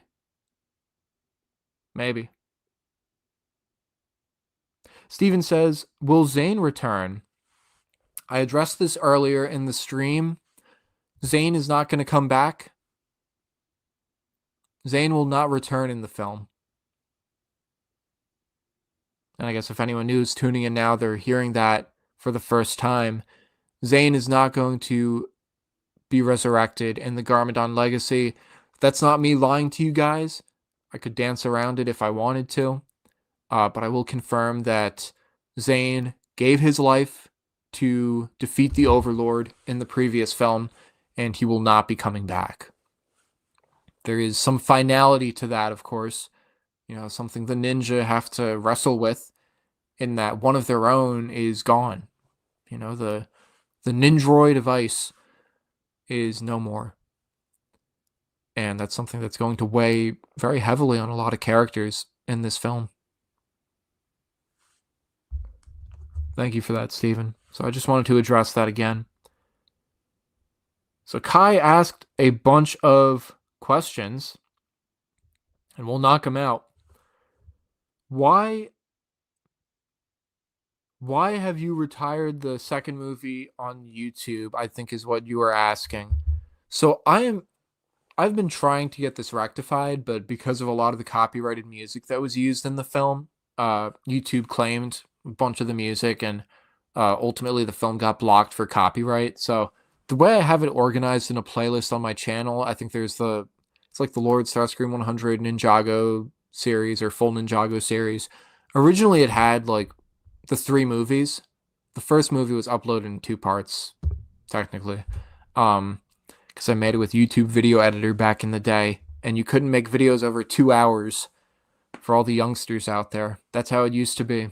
Very frustrating, but because of copyright, the film got blocked. Rise of the Great Devourer, that is the full 4-hour video, got blocked worldwide. So thank you for bringing that up, because the other day I gave another shot at trying to get it resolved, and last I checked, it wasn't, because there's just so much music that got claimed and blocked from it. Some sort of chain reaction, I guess. But I am considering on going back and re-editing some of the music, changing some of the music from the film, and then re-uploading it, again referring to the full 4-hour cut of Rise of the Great Devourer. That's something I'd like to do. That's something I'd like to do. It's not necessarily a priority at the moment. But yeah, I don't know if you guys would like to see that. I'd like the movie to be more accessible for people to watch. Because I think it got a bunch of views. It got a lot of views before it was blocked on YouTube. But I might consider re-editing that movie and some of the music, trying to change it up so it's not struck down. Well, not struck down, but blocked for copyright. Jay says, or Kai says, I'm mixing up my ninja names. He's asking if Jay's mother is going to appear in the film, because the figure is allegedly coming in the January sets. Will Jay's mother appear in the film? That's the past Elemental Master of Lightning. We'll see. We'll see. We shall see. Are the ninja divided in the beginning? They're going through a lot. After the events of the previous film. There's a lot weighing on them. So they're going through a lot, especially at the beginning of the film. Will Pythor be in the film? Yes. And that, I think I already confirmed. I think I put it on the LordStarscream100 wiki that Pythor is coming back, which means Tom McCabe, 1P Entertainment, whatever you want to call him, he's coming back too to voice Pythor. We love Tom. So yeah, Pythor will be back. Uni says, I'm looking forward to rewatching the previous installments and prep for the new one. Yeah, I definitely would, Uni. I would, especially, for your performance. It's helped me writing this movie, rewatching the prior films. Just getting myself in the headspace, rewatching scenes, sequences, parts of the films. That's definitely helped me. But also just for the fun of it, yeah, going back and rewatching. God, I don't know if Emma's still watching, but you guys might remember my first live stream I did back in May of 2020 was a 6-hour live stream of Ninjago 2014, where the two of us watched the film in its entirety. It was grueling. And I have been thinking about doing that again for Rise of the Great Devourer. I don't know if I do it by myself or what, but we'll see. We'll see with that. But yeah, definitely go and rewatch. Go and rewatch the previous films to prep for the new movie and also for your performance. Definitely. And Uni asked if I've read the Garmadon comic/graphic novel series. I have not. I've heard some good things about it. Do you like it? Because I've heard some good things about it. I saw there's a Strike of the Serpentine graphic novel coming out, and that depicts a lot of the old Elemental Masters, the Elemental Alliance, which, as a Tournament of Elements lover, that group always stuck out to me. I really, really like that group. And that's a graphic novel, I think, coming in March or April, if I'm not mistaken. I'm excited for that. And I think the only Ninjago graphic novels, I got the Bionicle graphic novels way back in the day. But the only Ninjago graphic novels I ever got was probably the Dark Island trilogy books. Probably. I think that was it. But no, I haven't read the Garmadon books. I might pick up that Strike of the Serpentine book though. That looks cool. Kai says he loves the Transformers movie music that I use in my series. Well, thank you.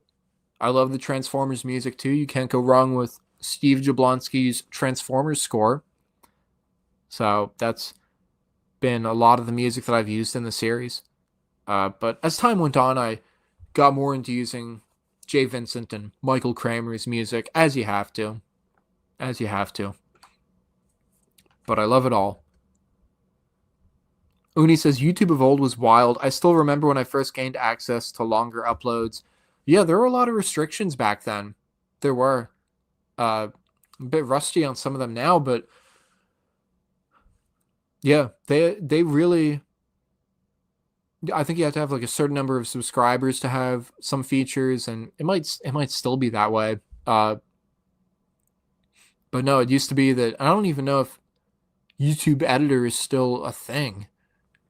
I utilized it at the time to combine the 5 parts of Ninjago into one feature film, and it became a debacle of I could no longer use it because it would no longer let you use videos that had copyrighted content or music in it, and I was like, well, I got to find another avenue now, and I stopped using it. It's for the best. For the best. Okay, Kai says, my favorite villains are Moro at number 1, followed by Crux and Acronix, both at number 2. Pythor at... Wait. Do I know numbers? Wait. I think he put it out of order. Moro's number 1. I think Acronix is 2. Crux is 3. No, my brain is just fried. He did it right. Moro's 1. Acronix and Crux is 2. Pythor is 3. Harumi is 4. And what about me? Sorry about that, Kai. I tripped myself up there. I don't know. I haven't really thought about my villain ranking. I love all the villains you mentioned, you know. I would say Pythor and Harumi are definitely up there. I mean, I love what they did with Harumi. Great character. I would say the two of them are definitely up there, Pythor and Harumi. We've got Bogle Blocks Pictures. I was just talking to you the other day, man. What's going on? Hey there. What is your opinion on Skybound? I know within the Ninjago community, a lot of people love it and a lot of people hate it. I'm fine with it. I think it was good. It's one of those seasons I mentioned earlier where there's a bunch of Ninjago seasons I have watched one time, and I was like, that's enough for me. I loved it. But if it's one of my favorites, like, you know, Sons of Garmadon, then I might watch it more than once. No, I enjoyed Skybound. That in no way, like, my enjoyment of it didn't impact how I depict it in this film or Age of the Golden Master, because I feel it's not going to get the same spotlight that a season like, let's say, you know, Sons of Garmadon is going to get in this film. But no, I like Skybound. I can understand it gets a lot of flack because most of it is technically non-canon because it gets undone by Jay's final wish in The Way Back. So I understand that. But I felt like the story that they were telling was great. What they did with Jay and Nia, you know, was great. So I like Skybound. I do. Kai asked if I have an idea for the conclusion of the series. Yeah, I guess I could answer this. I know how it's going to end. I do. I think it's funny how some of these questions I could just be very blunt, you know, even something like that where it's like, if I told you, you know, how it would wrap up, obviously monumental spoiler, but no, I guess it's funny. I could just sit here and say, yeah, that I know how the series is going to end. I do. I do. No one else knows for now. We've got Mike Schmidt, Jane, J8N, Jayton. I'm not sure how I should say that, but I will call you Mike. Thank you, Mike. And he says, yeah, good score, referring to the Transformers scores, I assume. Well, thank you, Mike. I appreciate it. Kai asks if I will have more detail for the fourth film for the Garmadon Legacy. Uh, yeah, yeah. I got lots of details. There's a lot of stuff I'm not going to tell you guys at the moment. There's a lot of stuff I won't tell you until after the film comes out. Although that's less so, There's more stuff to be disclosed in the lead up to the film. Namely, the cast is going to be a big thing. That's going to be something that's going to, I think, shed a lot of light on the film. Yeah, there will be a lot more details to come. Mike says the Golden Master. Hope he is back. Well, the Golden Master got defeated at the end of the last film. He did. He did. Victor says, no, don't worry, not in the bad things. But I relate to her and her pain. I struggled so much in my past, and I wasn't really a good person, but I redeemed myself. I want only the best for people and for myself in the present. Well, that's good, Victor. That's good. I'm happy for you, man. Yeah. Inspiring stuff.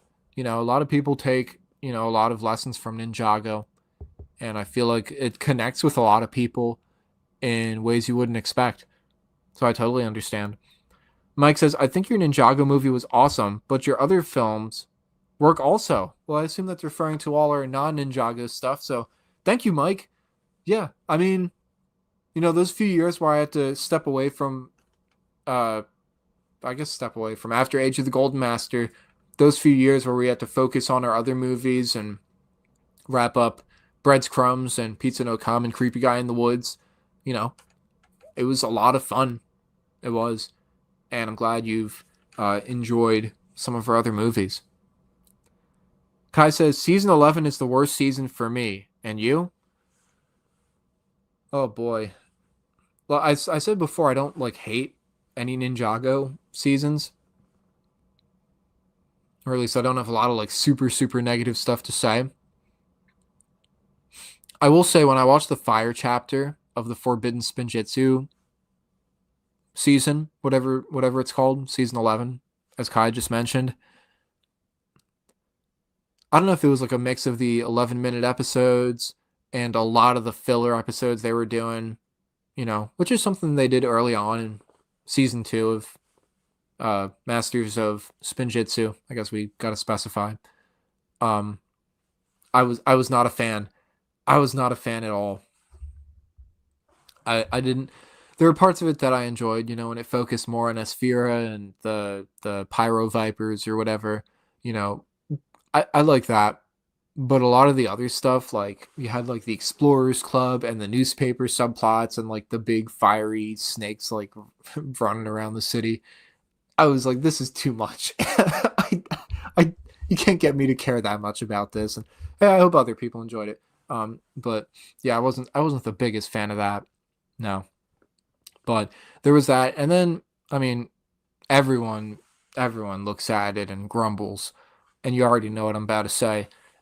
Crystallized could have been done a lot better. My understanding was they had a big writer's room for that, and it seemed like half the writers clashed on what they wanted, and the side that prevailed, I guess is the way. I don't know if that's the way to put it, but what was put on screen, what they wound up going with, I didn't think was the best idea. There was a collection of bad decisions that were made with Crystallized, but I'm not going to get into that now. Will I ever post a Crystallized rant video? Probably not. That's not really my forte. I'd love to get into that another time, though. Kai asked if the Time Blades and the Oni masks will appear.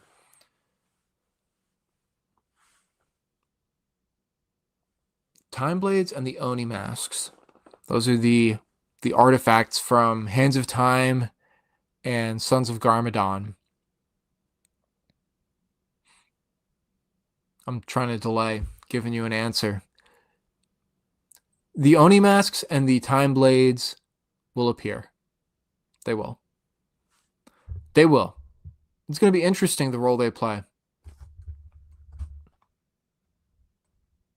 I won't say much else.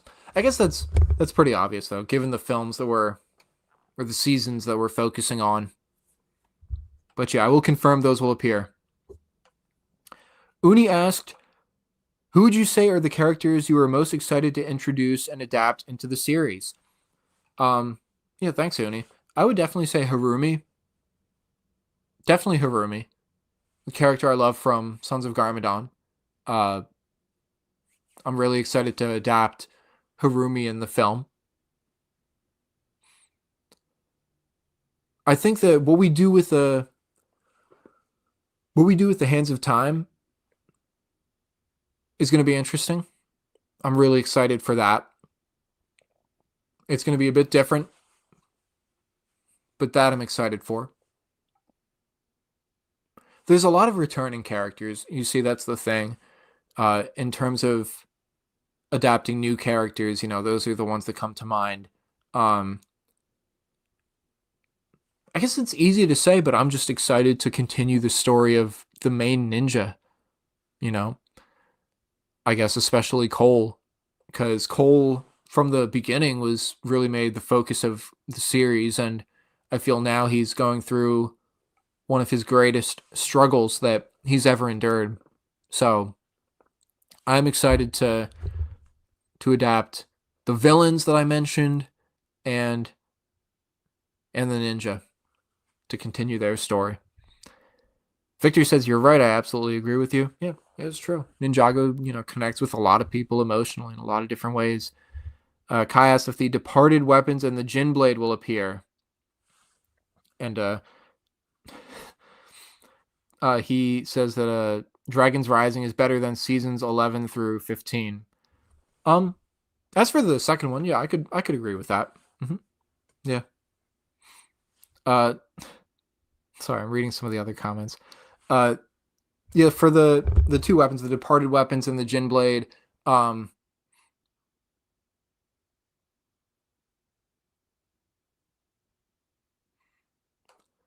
we'll see. We'll see. I'm not great at this, guys. I'm sorry. I'm not great at this. I will not confirm nor deny that.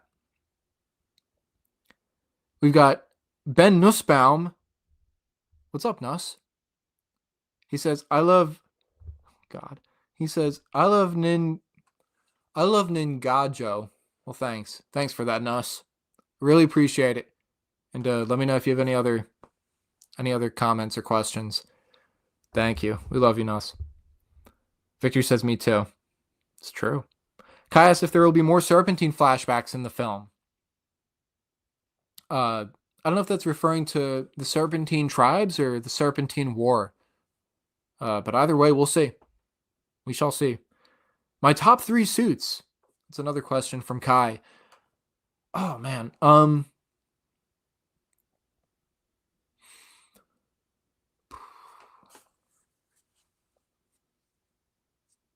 I'm kind of going old school with a lot of them, I guess. I would say ZX is one of them. Possession. What are those? The Deepstone robes? I can't remember. Is that their official name? Regardless, the Possession robes and the Fusion robes from Hands of Time. So ZX, what is that from season 1? And then Possession and Hands of Time. Those are my top 3. Mike says, awesome. The Hands of Time. It's true. It's true. We've got Blessed Blessing. Thank you, Blessed Blessing, saying, amazing, big fan. Well, thank you, Blessed Blessing. God bless you. Nuss says, you got it, boss. Looking sharp. Thank you. Yeah, last you saw me, I had a beard. It's gone now. So I de-aged myself a little bit. Thank you. Blessed Blessing says, you're welcome. Amen. And oh my goodness. Oh, I was just about to say we were caught up on the chat. And then Kai asked me another question. Thank you, Kai. Do you like the Legacy ZX suit in January 2026? Yeah, there have been pictures of the new Legacy ZX suits, specifically for Kai and Cole. I think they look great. I'm hearing the one complaint about Cole's suit is that his silver shoulder armor and some of the plating on the mask is gold now, which isn't really faithful to the original suit. That was water break number 3 if we're keeping track. Yeah, I think they look great. I think they look great. They look a lot like the original ZX suits. So, yeah. Yeah, I'm excited. I'm excited. As someone who, as I just mentioned, loves the ZX suits. Yeah.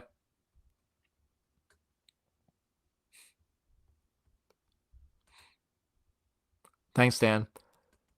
Kai asked if Ronan will appear. Ronan will be in the film. Yes, Ronan's another character that already confirmed is going to be coming back. We got Lance Newman coming back and voicing a bunch of characters. We saw Lance Newman voiced a bunch of characters in Age of the Golden Master, and he'll be bringing his voice talent, his incomparable voice talent, I might say, back for the film. So Ronan will be back. We got Blessed Blessing saying Schlorp. Victor says, I have to go sadly, but I'm glad I was here. Have a nice day and enjoy the rest of the day. See you on another stream. Well, thank you, Victor. It was great having you here, and thank you for being here. I'd love to do another stream at some point. Yeah. Yeah, really appreciate it. Thank you for your questions, and thanks for stopping by and hanging out. And then Blessed Blessing sends some emojis.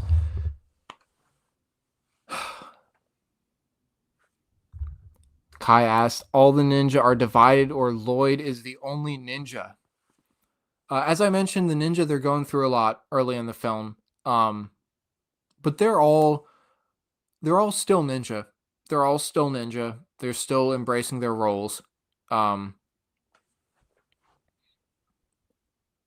they're going through a lot. They're going through a lot, but they're still ninja. So you will ultimately see what I mean. Mike asked, is Jobby the Hong back to voice?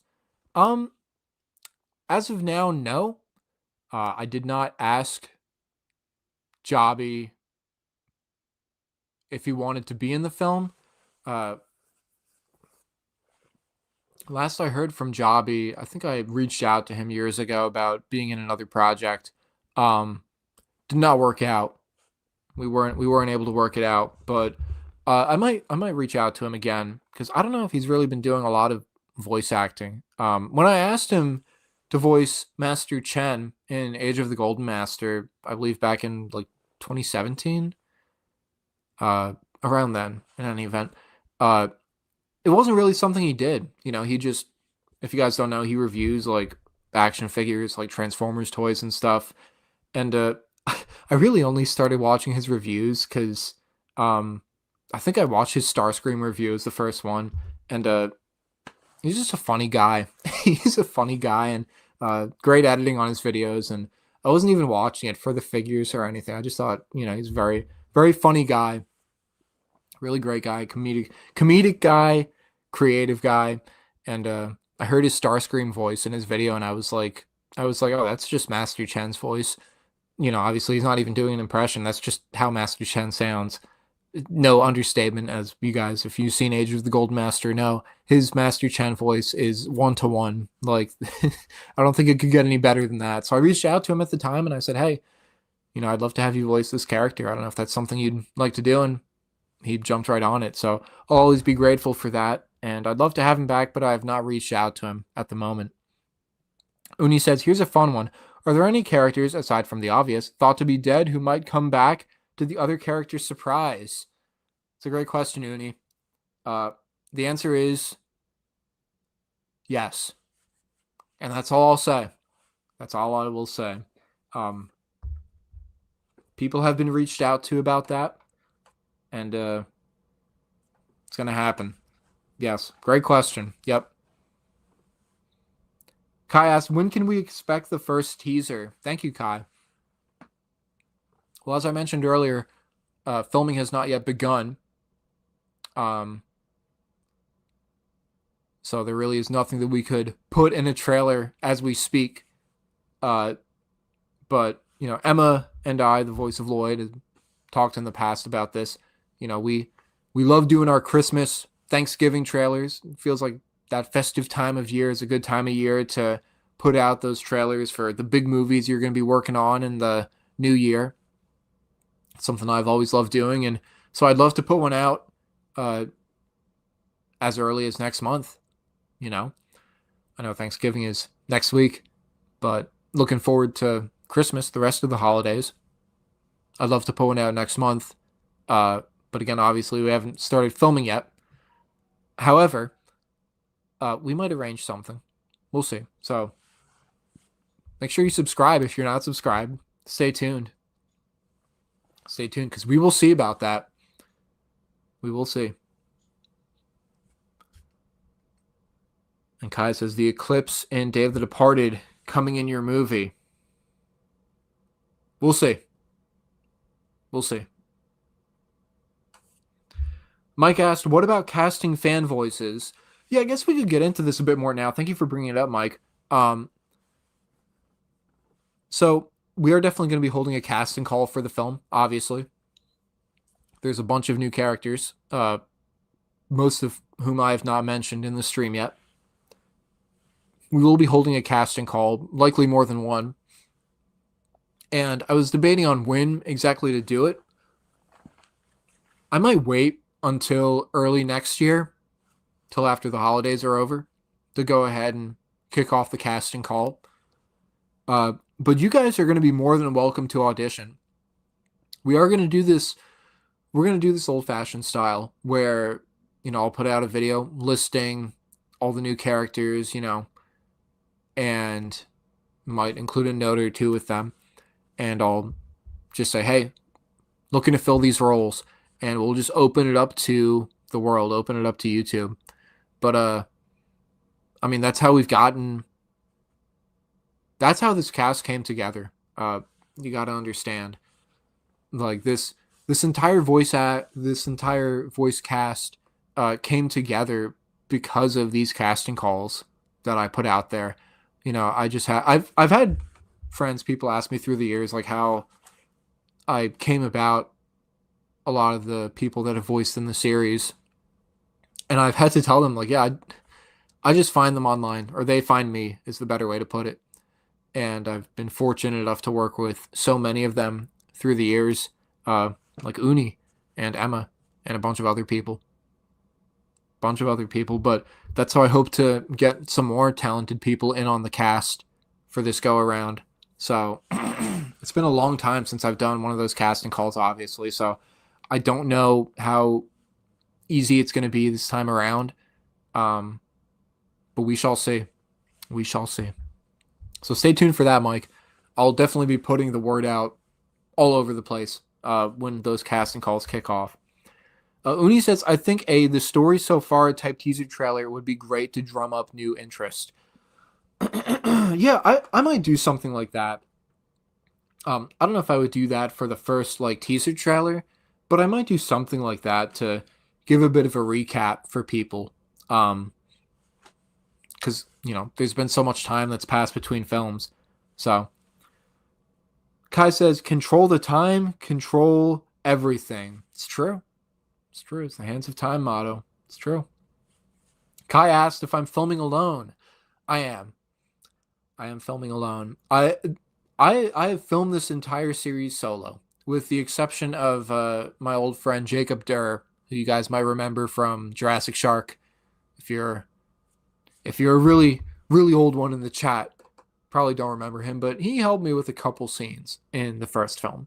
But even then, all this stuff I filmed by myself.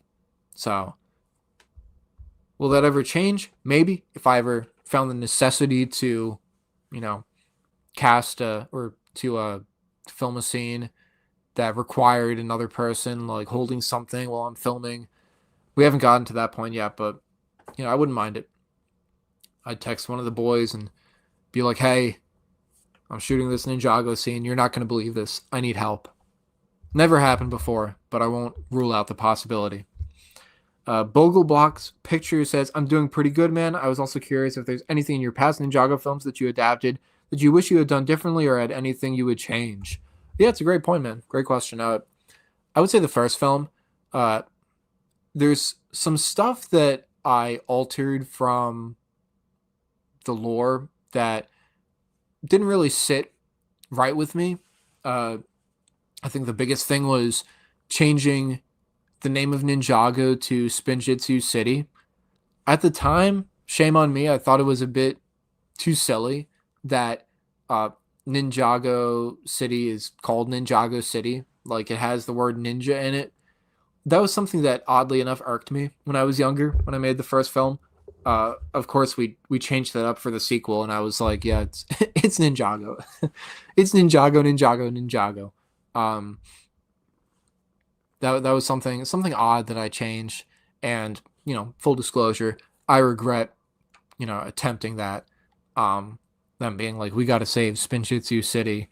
Uh, yeah, wish I hadn't done that. And on that note, making the nunchucks of lightning the size of lightning in the first film. And my only reason for that was because I felt it would be better to film them in fight scenes. I felt like having the nunchucks swinging around in live action might not really work so well. Of course, I scrapped that. I was like, yeah, I really don't need to change that. That wasn't really necessary. Um, so that's some stuff that I wish I had done differently. In terms of story elements, I'm trying to think off the top of my head. There's probably one or two.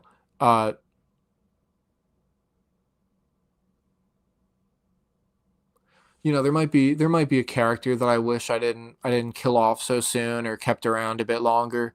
Um, but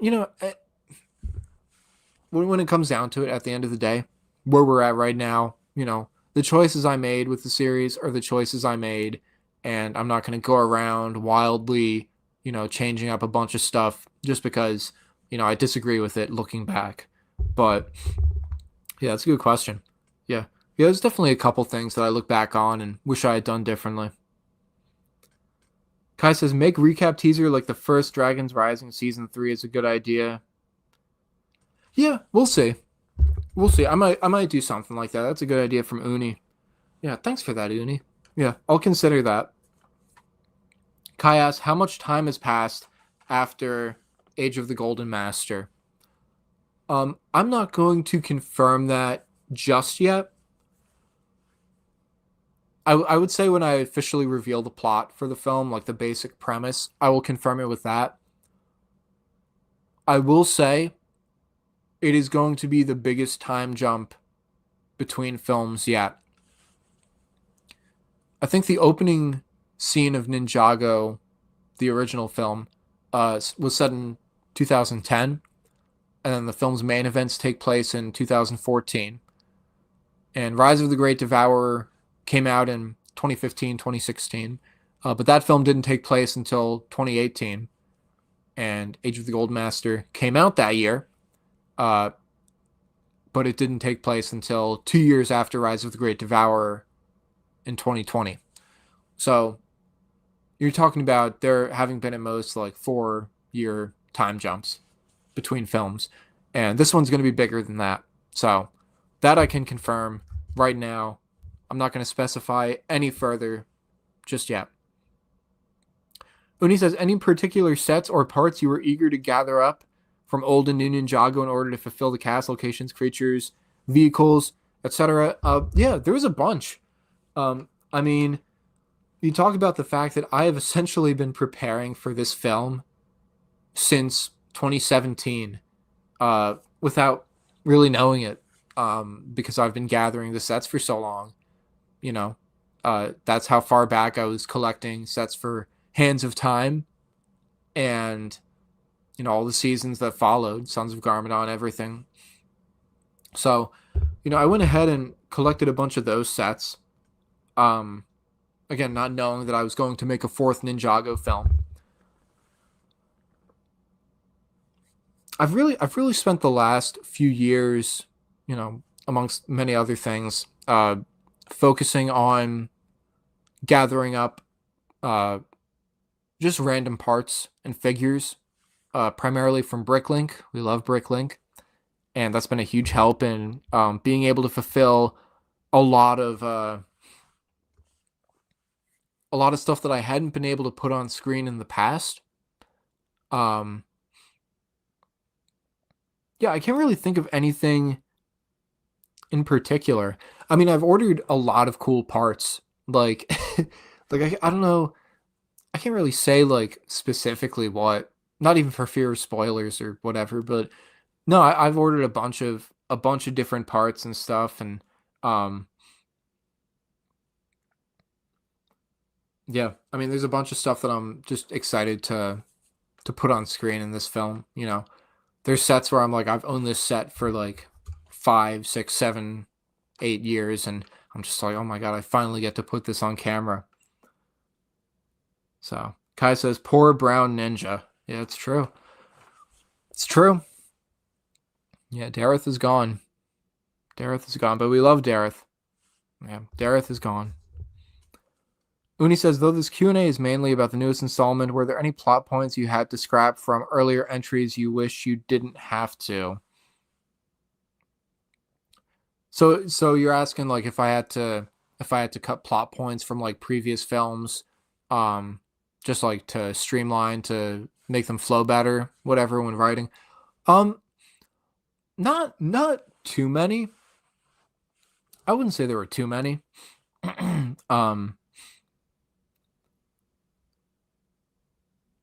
Yeah, I mean, usually I was able to get that stuff down to a T when writing, and I was able to really figure out like, okay, I want this and this, and no, I didn't really have to scrap too much, I would say. Kai asked if Lloyd will become Sensei Lloyd. We'll see. We'll see. He's getting more mature. Kai asked, can I make a video with all the ninja suits I have? Yeah, I might do that. I've got a big collection of ninja suits. I've got them all lined up actually. Yeah. It's definitely not close to a complete collection, but I would say like a lot of the earlier like main suits, not counting like like the Spinjitzu or Air Jitsu suits, like a lot of that stuff I didn't bother collecting. But I've got like the complete suit rosters for a good chunk of the series. So I might make that video. We'll see. Why are Crux and Acronyx not in the Serpentine War flashback in the third movie? There's a lot of I feel like there's a lot of elemental masters that were left out of that flashback. There were some that I had to like build myself, and try to depict, in my own methods, making these custom figures. Ray and Maya do appear. They do appear. But yeah, I guess Crux and Acronyx could have appeared. That is an Easter egg I could have put in Age of the Golden Master. Yeah, they could have been in it. I imagine they did fight in the Serpentine War. And I guess we'll find that out in this film. But yeah, they could have been in there.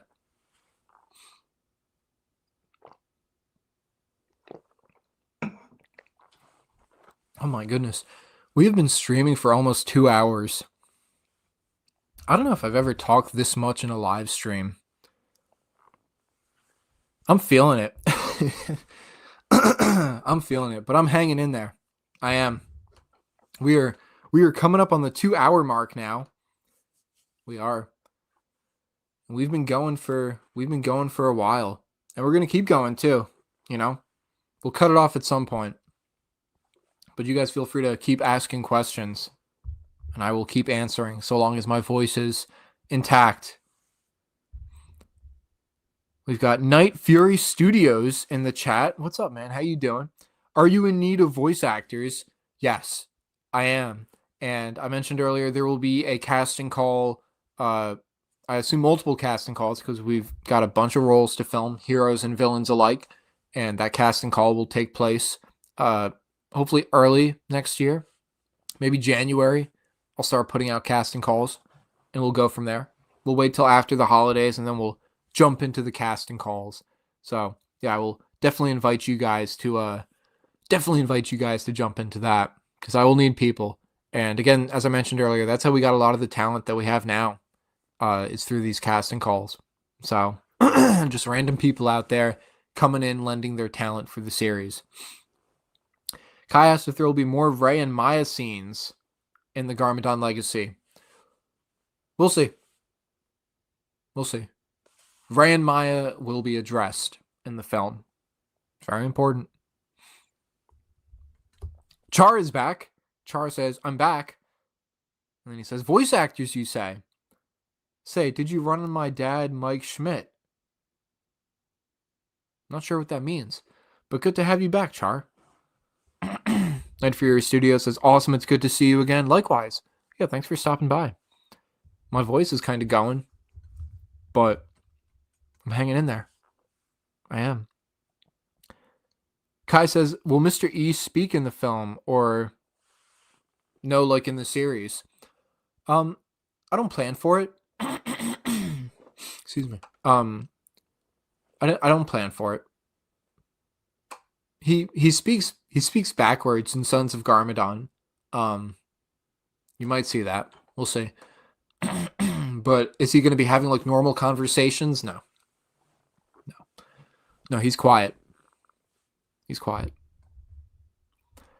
Mike says, are you thinking to keep the same type of scene setup? Will you use CGI, AI, green screen setup?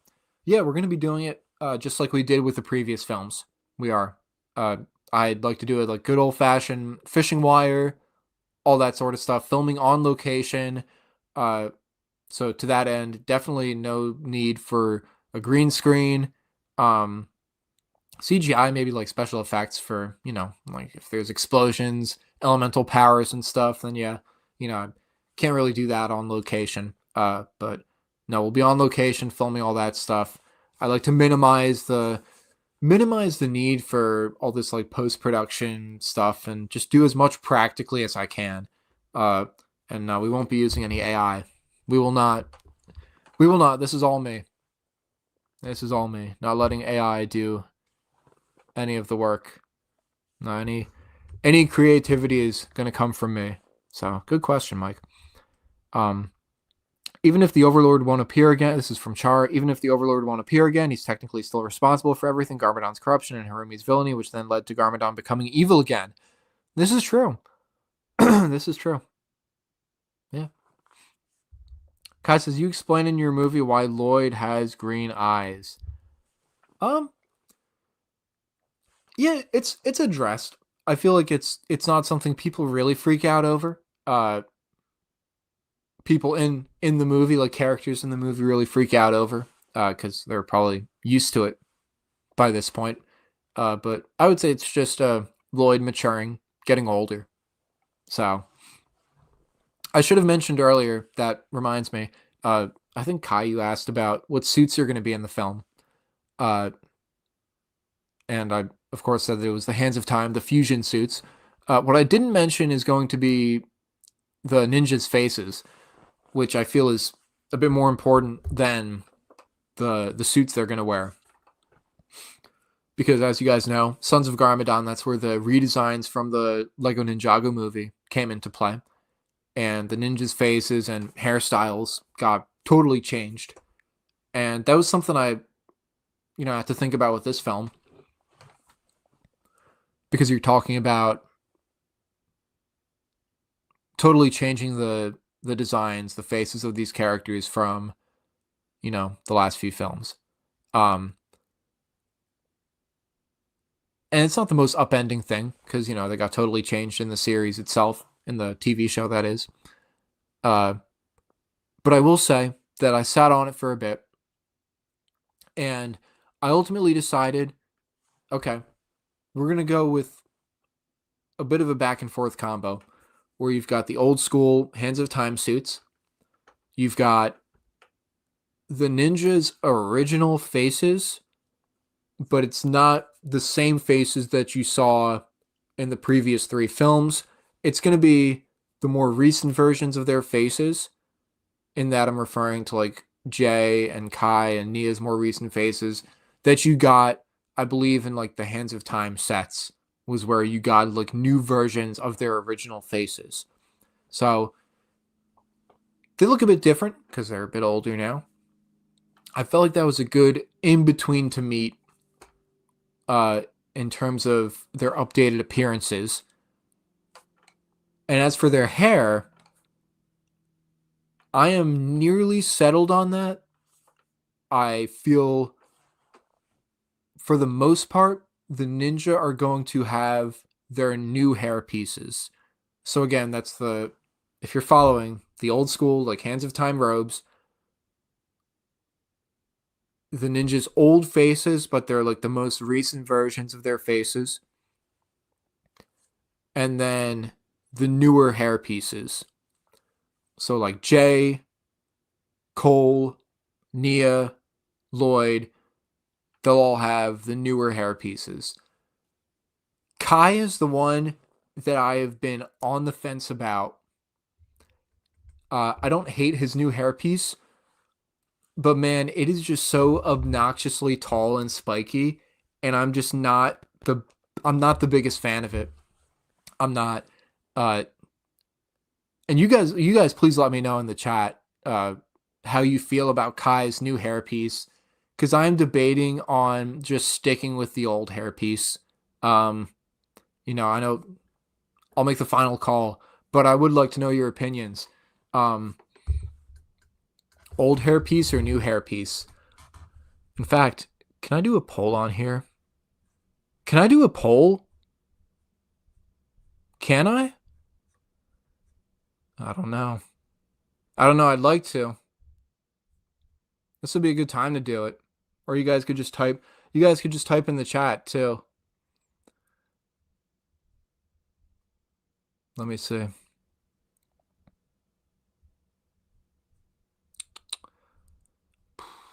Yeah. Yeah, either way, you guys could just put in the chat and let me know which Kai hairpiece you prefer. The original or the new one.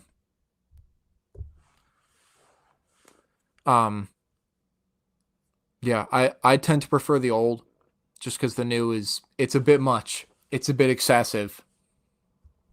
So, but you guys feel free to let me know if you disagree. I love all the other hair pieces. It's funny, Uni, if you're still watching, I see, yeah, you just sent a comment and that's funny. Uni, I had to try and figure out because in the older sets, Jay's hairpiece is like a dark orange, which of course is what I went with in the films. But in the TV show, it's like a dark brown.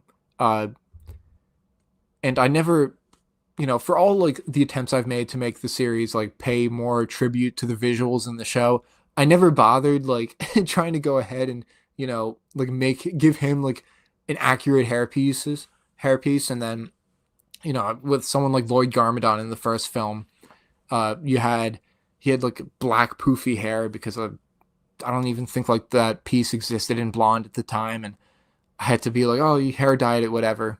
But then with this, I'm like, oh, I just never bothered like trying to make this accurate because it was really just because that's how Lego sold the piece. In the older J sets, they were like, oh yeah, he's got dark orange hair, which just wasn't the case. So to keep some continuity with that, Jay's newer hairpiece actually comes in dark orange. I think it might have been exclusively through Pick-a-Brick or something. In any event, I got the new hairpiece in the proper color to maintain continuity with the old films, which is going to be interesting. I don't think I've seen anyone do that with any other Ninjago stop motions or anything, but we're entering uncharted territory now, aren't we?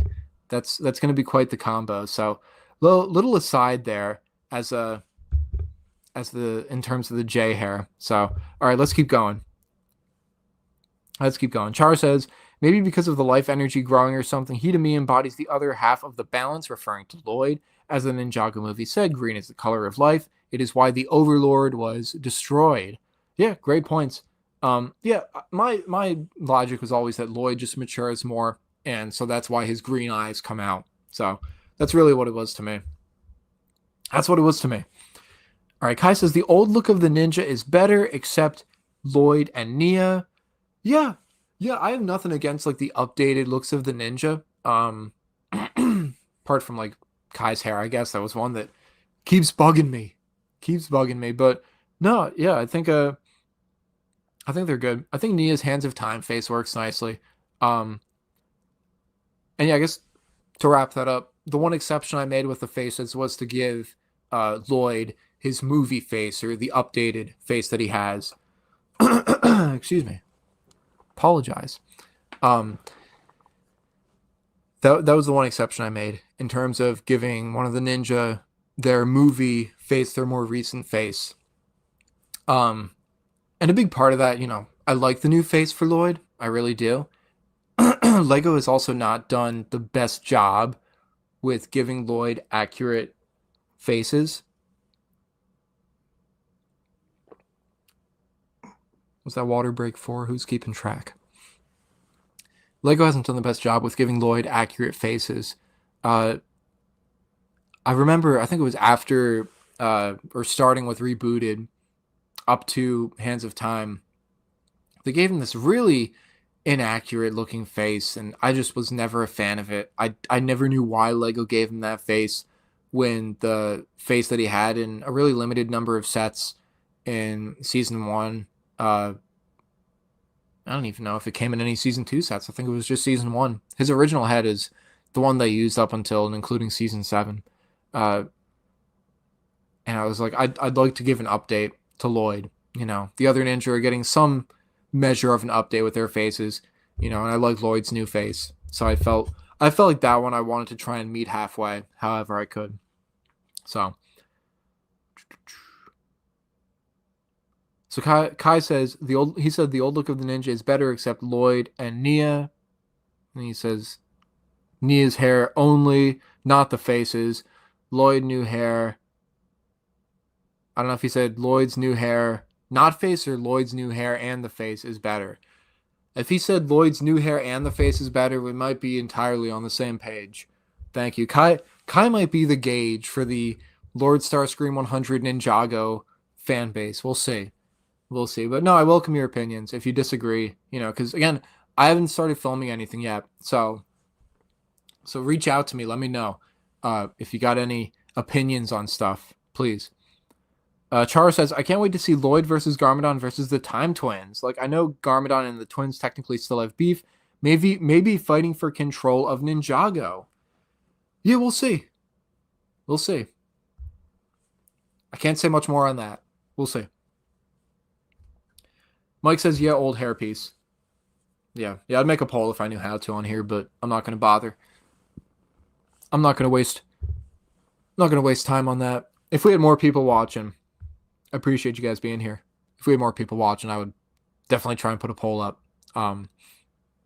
But yeah, I like Kai's old hairpiece.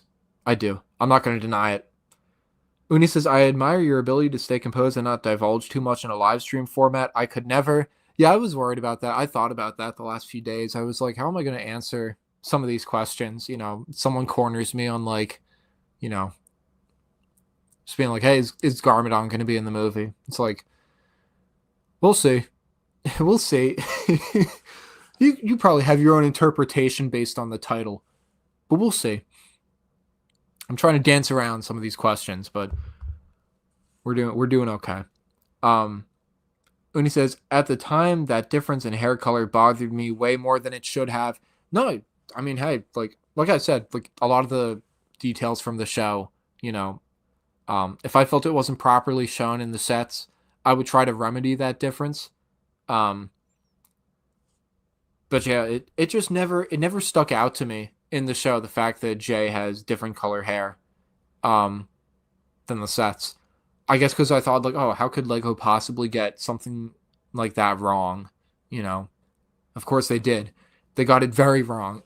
and then I adapted it, and now it's like, I guess I could change it, which I've done. The way I've depicted Lloyd or rather Garmadon and Wu in flashback scenes has changed throughout the series. Like, I've given them different faces, different hair colors and stuff, and different hair pieces, and that's changed throughout the series. So if I really wanted to, I could change it up. But I do feel like maintaining a bit of continuity here, because we had 3 films of Jay with dark orange hair. So that concludes the Jay with dark orange hair discussion. It's important. Details are important. It is. I've strived to make them on point, as on point as I can. So Kai asked if Master Wu will become a teen in the film, like in Hunted.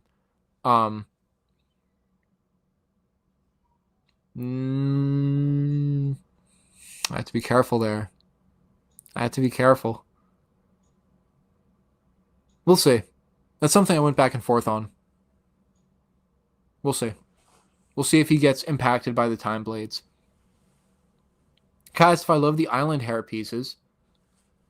They're fine. I'm not the biggest fan of the headbands. I feel like they make some of the headpieces a little too bloated.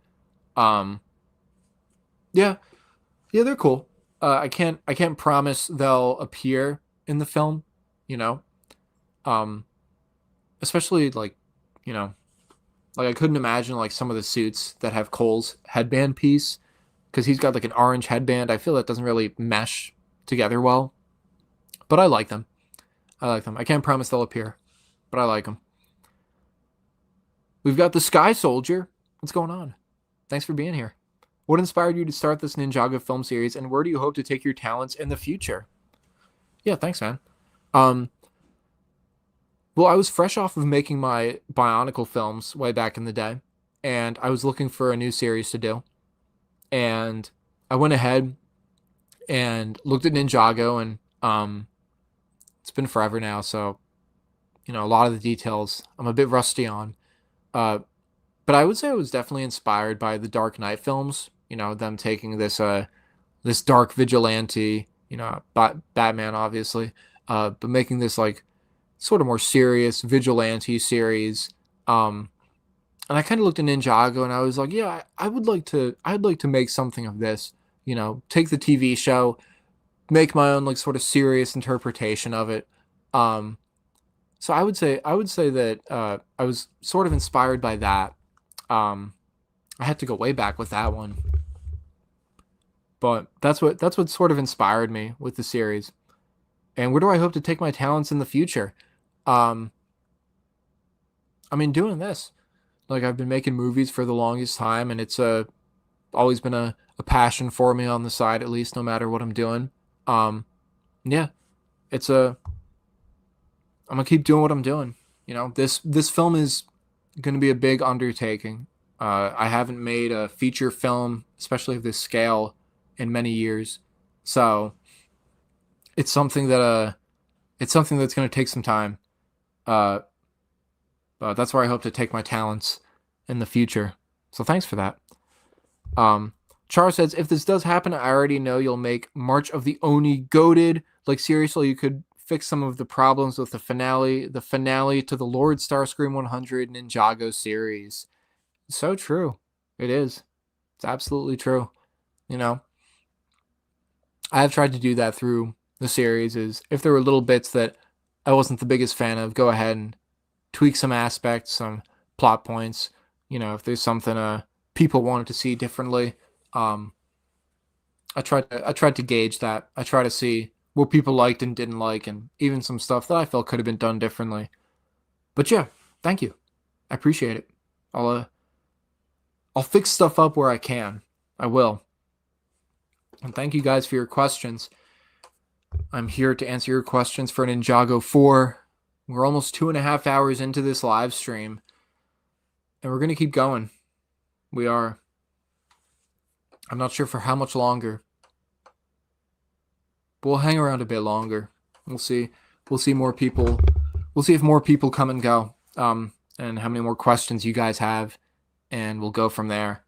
But I'm here to answer your questions, so thank you for being here, and we'll keep going.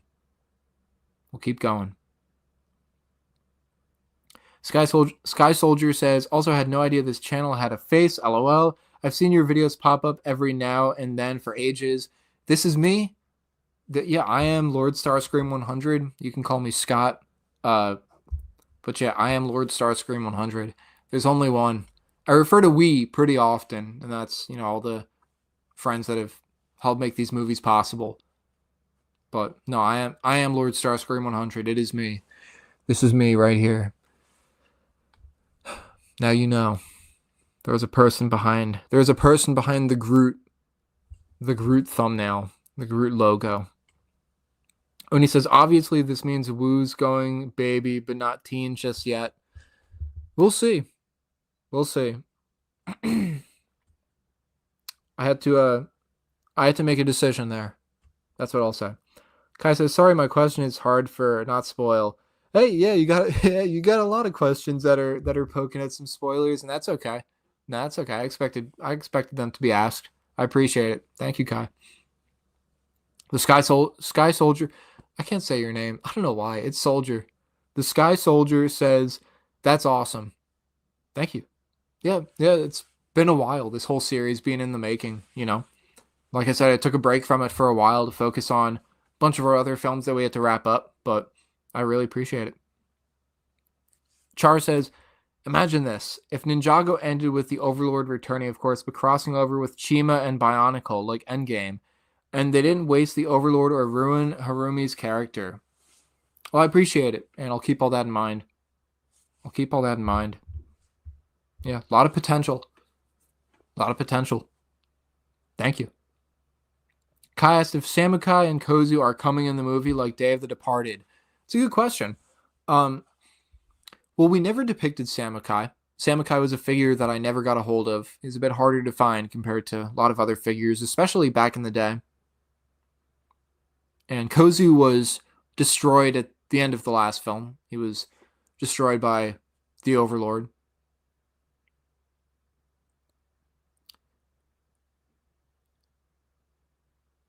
But I guess that then begs the question of what aspects of Day of the Departed are going to be depicted.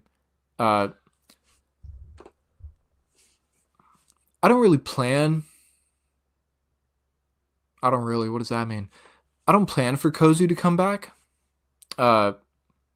He had before, you know. I guess his survival in Rise of the Great Devourer was a little unclear. When he was just knocked into the creek, you know, after Dareth got the Helmet of Shadows, and then he sat in there, you know, for 2 years until Dareth got the helmet back. We love Dareth. Gotta love Dareth. But then at the end of Age of the Gold Master, he was actually destroyed. So probably not coming back. As for Samukai, we'll see. We haven't seen Samukai before, but we'll see. Kai asked if Cole will become human in the movie. We'll see. That's another we'll see. Kai asked what my favorite Master Wu line is. My favorite Sensei Wu line. I guess never put off till tomorrow what can be done today. But I'm pretty sure that's not an original Sensei Wu quote. So, I really love one of his quotes from March of the Oni. He says something to the effect of, endings will always come. All we can do is fight to make them good ones. Something to that effect. And that's a nice quote. I do like that one. Char says, all hail Starscream. Char is hyping it up in the chat. Thank you, Char. Honestly, the actor who played Overlord and Crystallize, his deeper voice reminded me of Unicron, the ultimate evil. Funny how the actor played the goat Waspinator in Beast Wars. Yeah, what's his name? Oh my goodness. What's his name? Scott McNeil. Yeah, he's great. That guy's a beast. He does a lot of voices. God help his throat. I don't know how he does it. Yeah, he goes all out, especially with the Overlord. So, hey, it's true. Kai says, for me, Rosmaster is not the Overlord because the Overlord is the bad guy in the original series and not Dragon's Rising. Yeah, well, we didn't see the Overlord for a while between Rebooted and Crystallized, so you never know. But, I don't know. I don't think they would bring the Overlord in as Rosmaster. I don't think they would do that. I don't, but we'll see. Char says, Rip Dareth, he was the GOAT in the actual show, especially in Season 2, standing up to the freaking Overlord. He's practically Ninjago Satan. It's true. It's true. We love Dareth. Yeah. Yeah, he's got a lot of courage. Very courageous character. Kai asked, Ninjago. Ninjago will be addressed. It will be. It will be addressed. We are caught up on the chat again, which is awesome. Thank you guys for all your questions. You know, I'm really I really appreciate it. I appreciate you giving me the opportunity to sit here and fire off all these answers, because again, there's a lot of stuff that I've been wanting to talk about. I'm trying to think if there's anything else that I really wanted to say on my part.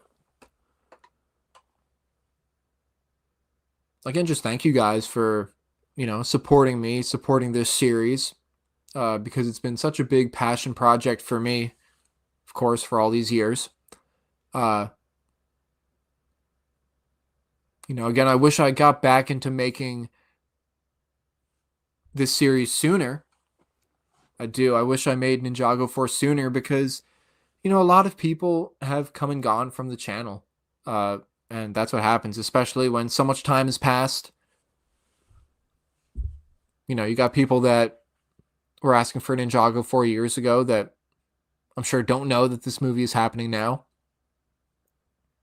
And those same people might come back in a few years and hopefully by then find that Ninjago 4 has been made. So that's the cost, I guess, of this journey taking so long, but that's what it's taken to fulfill the vision, not just for my Ninjago series, but for a bunch of our different series. So Kai asked if I love the Forbidden Five. His favorite is Zarked, the dude with the basket helmet thing. Yeah, they're cool. Forbidden Five are cool. There wasn't a lot of material with them in season 3 of Dragons Rising, especially in the second half, but they're cool. Cool figures. Yeah. Char says, I think the Overlord to me is imprisoned in some dimension after his defeat, maybe in the afterlife with the first Spinjitzu Master, and the other side is the Overlord, energy form in a prison, while first Spinjitzu Master is chilling, like one side is light and the other dark, eternal enemies, just chilling together. Yeah, that's a great concept. Yeah. Yeah, the Overlord's hard to defeat. He is. And then Char says, the Forbidden Five were so wasted. Very cool concept and designs, though. Yeah, I felt kind of surprised, because wasn't it Noct that had a big role in Season 2, and even at the beginning of Season 3, did he really have any lines in Season 3 at all? I felt like he didn't have much dialogue in Season 3. Obviously, the second half he didn't have any, but the first half, I felt like he had no presence. And yet he was this really formidable villain in the second season. So I didn't quite understand, what happened there. But yeah, cool designs. Yeah. Kai says, you're back. The hype coming.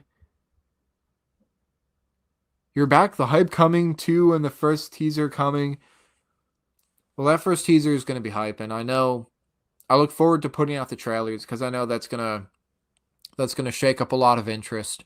Taking all these steps to, I guess, make the series known again. A lot of people know about it, but to, I guess, generate interest, you could say, to regenerate interest. It's a lot of people, you guys, of course, a lot of people out there who love my Ninjago films, and I'm grateful for that. And like I said, there's a lot of people out there that we got to let them know that this movie's happening, that the series is coming back. But that news will trickle out over time. It will. Kai asked about the 15 realms.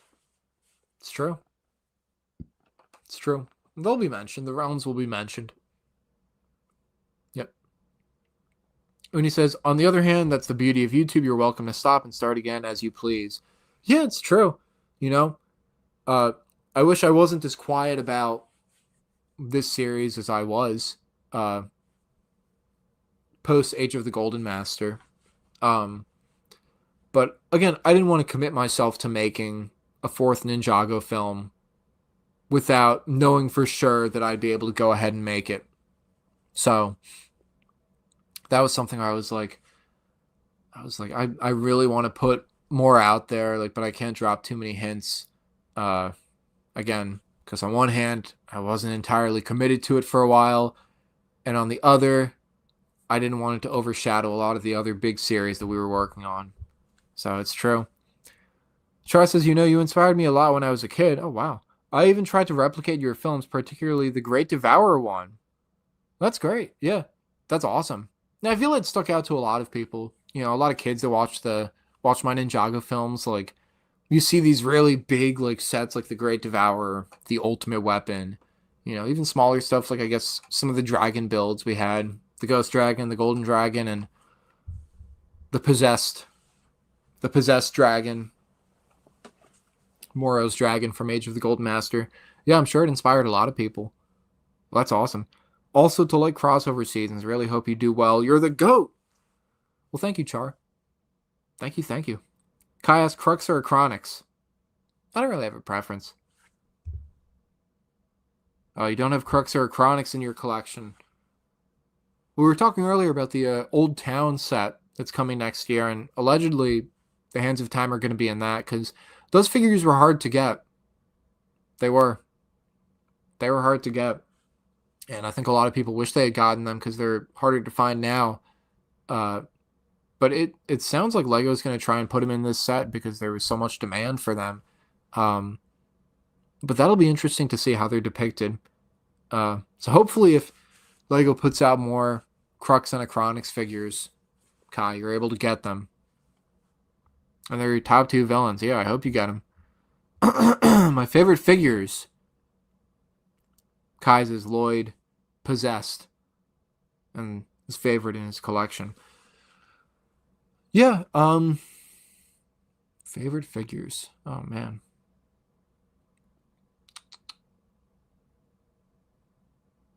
I'm bad at picking favorites. I really am. I love Pythor's figure.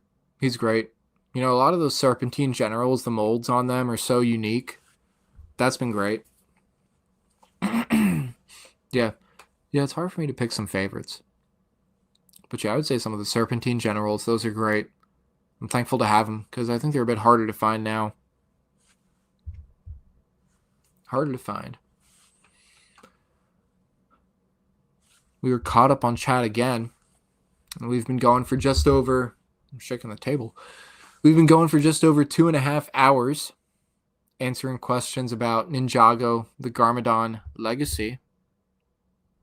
So thank you guys again for tuning in and asking your questions. I really appreciate it.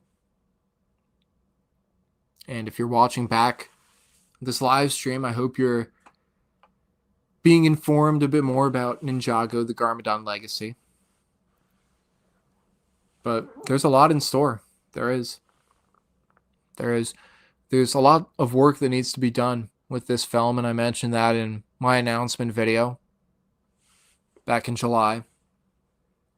There's a lot of work that needs to be done, but the bulk of it I've done up to this point. Obviously, filming is going to be an endeavor in and of itself. But in terms of prepping, the script, obviously, gathering figures and sets and building what I need to build for the film, a lot of that has been done for the last few years, behind the scenes in secret. So that's been good, obviously. But there's a lot of work that still needs to be done. And it's going to be a long journey ahead. And of course, I'll continue to keep you guys updated on it. But this is a project that I am just really, really excited to make. And I've been talking for a bit. I'm a bit tired. So it might not sound like I'm excited. But I am. I've been waiting a while to make this movie. And getting to return to a series that I made so long ago to tell the next chapter like this, you don't get that opportunity often.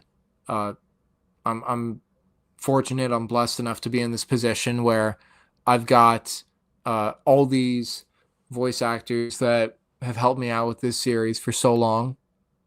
I've got all these people that have made the series possible and providing their voice talents for it and just having my back with it all these years. There's not many YouTube channels like that. Ninjago YouTube channels, to be specific, where you've had this consistency with the talent, consistency with the voice cast, the talent, and over this time frame. You know, when I reached out to a lot of the actors, it was a few days prior to the announcement in July, and I'd mentioned in the emails I sent out, I said, hey, you know, if you don't get back to me right away, that's fine. I'd just like to let you know that this movie's happening. It is going to be announced imminently because I'm about to hit 10,000 subscribers, and to mark the milestone, we're announcing the film. But I said to them, you know, I'd love to have you back. It would be the ultimate gift to me to have you come back and portray these characters again. You know, obviously I'll recast where I have to, because I will have to, unfortunately, in a few circumstances. Not many, though, thankfully. Not many. And I sent those emails out, and I was fortunate enough to hear back from all of them, or most of them rather, and just about everyone said that they'd love to jump back on board. Even some people that I thought I might have trouble getting a hold of or hearing back from. But yeah, we've got virtually everyone from Age of the Golden Master coming back. You know, off the top of my head, we've got Jack Morris, the voice of Cole, coming back. Joe Teddick, also known as Akar Productions. He's since retired from YouTube, but I'm really excited that he's going to be coming back too. He said he'll be coming back as Sensei Wu. And we're still calling him Sensei Wu. I know they started calling him Master Wu, I think around Hands of Time, maybe. We always called him Sensei Wu in the series, and I'm just going to keep calling him Sensei Wu. Or Wu for short, either or. But to me, Master always felt like it's applicable to like a Master Chen or, you know, a more evil character. But Joe will be coming back as Sensei Wu. Uni and Kokola, obviously, coming back as Jay. We'll have C-Cup Cinema, also known as Emma, gone by a lot of different names through the years, coming back as Lloyd Garmadon. And Mesmo. Can't forget Mesmo, the Hypnobrai soldier, I think. So we'll have Emma back too. I asked Matt Howell to come back as the voice of Kai. He took over as Kai in Age of the Golden Master. Did a great job, and unfortunately he's not able to come back this time around. But we're actually going to be having Ryan Bowman, who you might remember from a bunch of her older movies. He was the original voice of Kai in Ninjago 2014 and Rise of the Great Devourer. He'll be coming back as Kai in this film, which is a rare circumstance where an actor leaves a role and then someone takes his place, and then he comes back to the role at this point 10 years later, which is crazy. It's been that long since Rise of the Great Devourer, but yeah, Ryan is going to be coming back as Kai and also as Vladimir Dubrovsky, the Russian soldier from the first two films, which I'm really excited about both. So Ryan, I'm excited to have back on board the cast. And there's a bunch of other actors too, of course. We'll have Lance Newman coming back as miscellaneous voices. Tom McCabe is going to be coming back as Pythor, for sure. We've got, and this is someone who's gone by a couple different names too. We've got Ninja Boys, also known as Noah Phillips, coming back to voice Various Serpentine. Really happy to have him back. We've got a couple other miscellaneous actors that'll be participating in the film.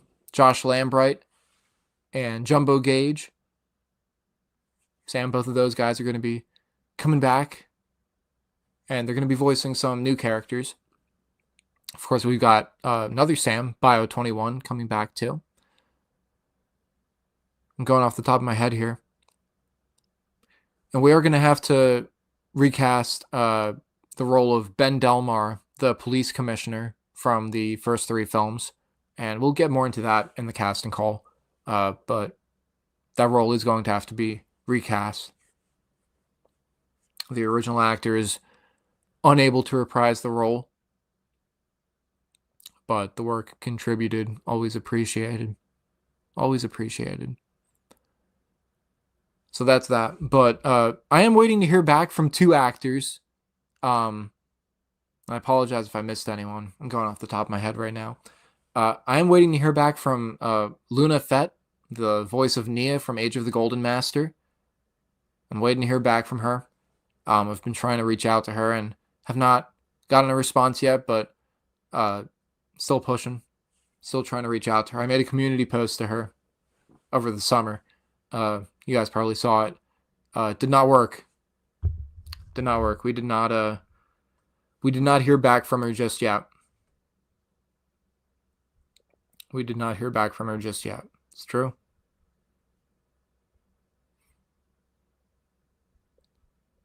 Checking the chat again.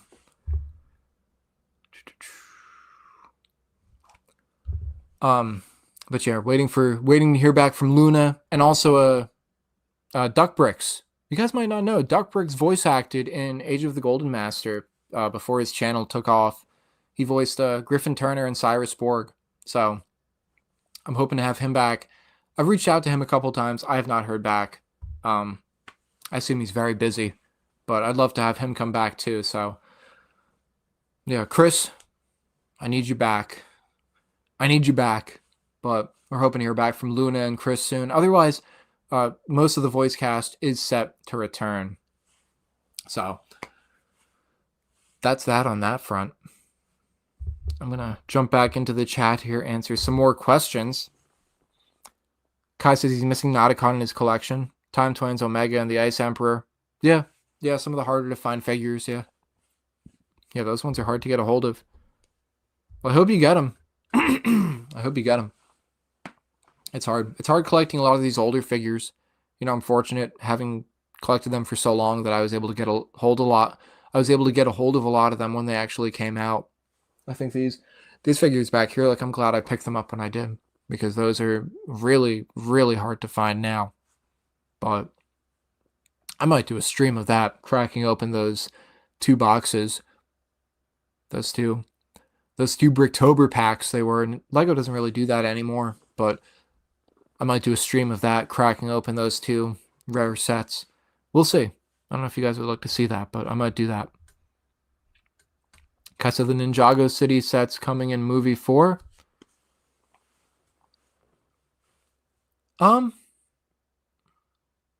If you're referring to like the big like modular buildings, probably not. Probably not. I feel it's not really something that would mesh well. Wouldn't really go well with the rest of the scenery, the rest of the set. Of course, you know, we're filming in the woods, whatever. You know, you got to figure out where this stuff fits in. And with Ninjago City, like modular sets, you know, there's not really a great spot for those. But if I could find one, you know, I'll put it in. So we'll see. That's kind of up in the air. Char says, "You're welcome, good sir. Have a good night and a happy Thanksgiving to you and the gang." Well, thank you very much, Char. Thank you. Uni says, "Have you considered repurposing elements from the Lego Ninjago movie 2017, such as the mechs or shark army?" Thanks, Uni. Yes. Yes, I have. So we'll see. Remains to be seen on that front. We'll see.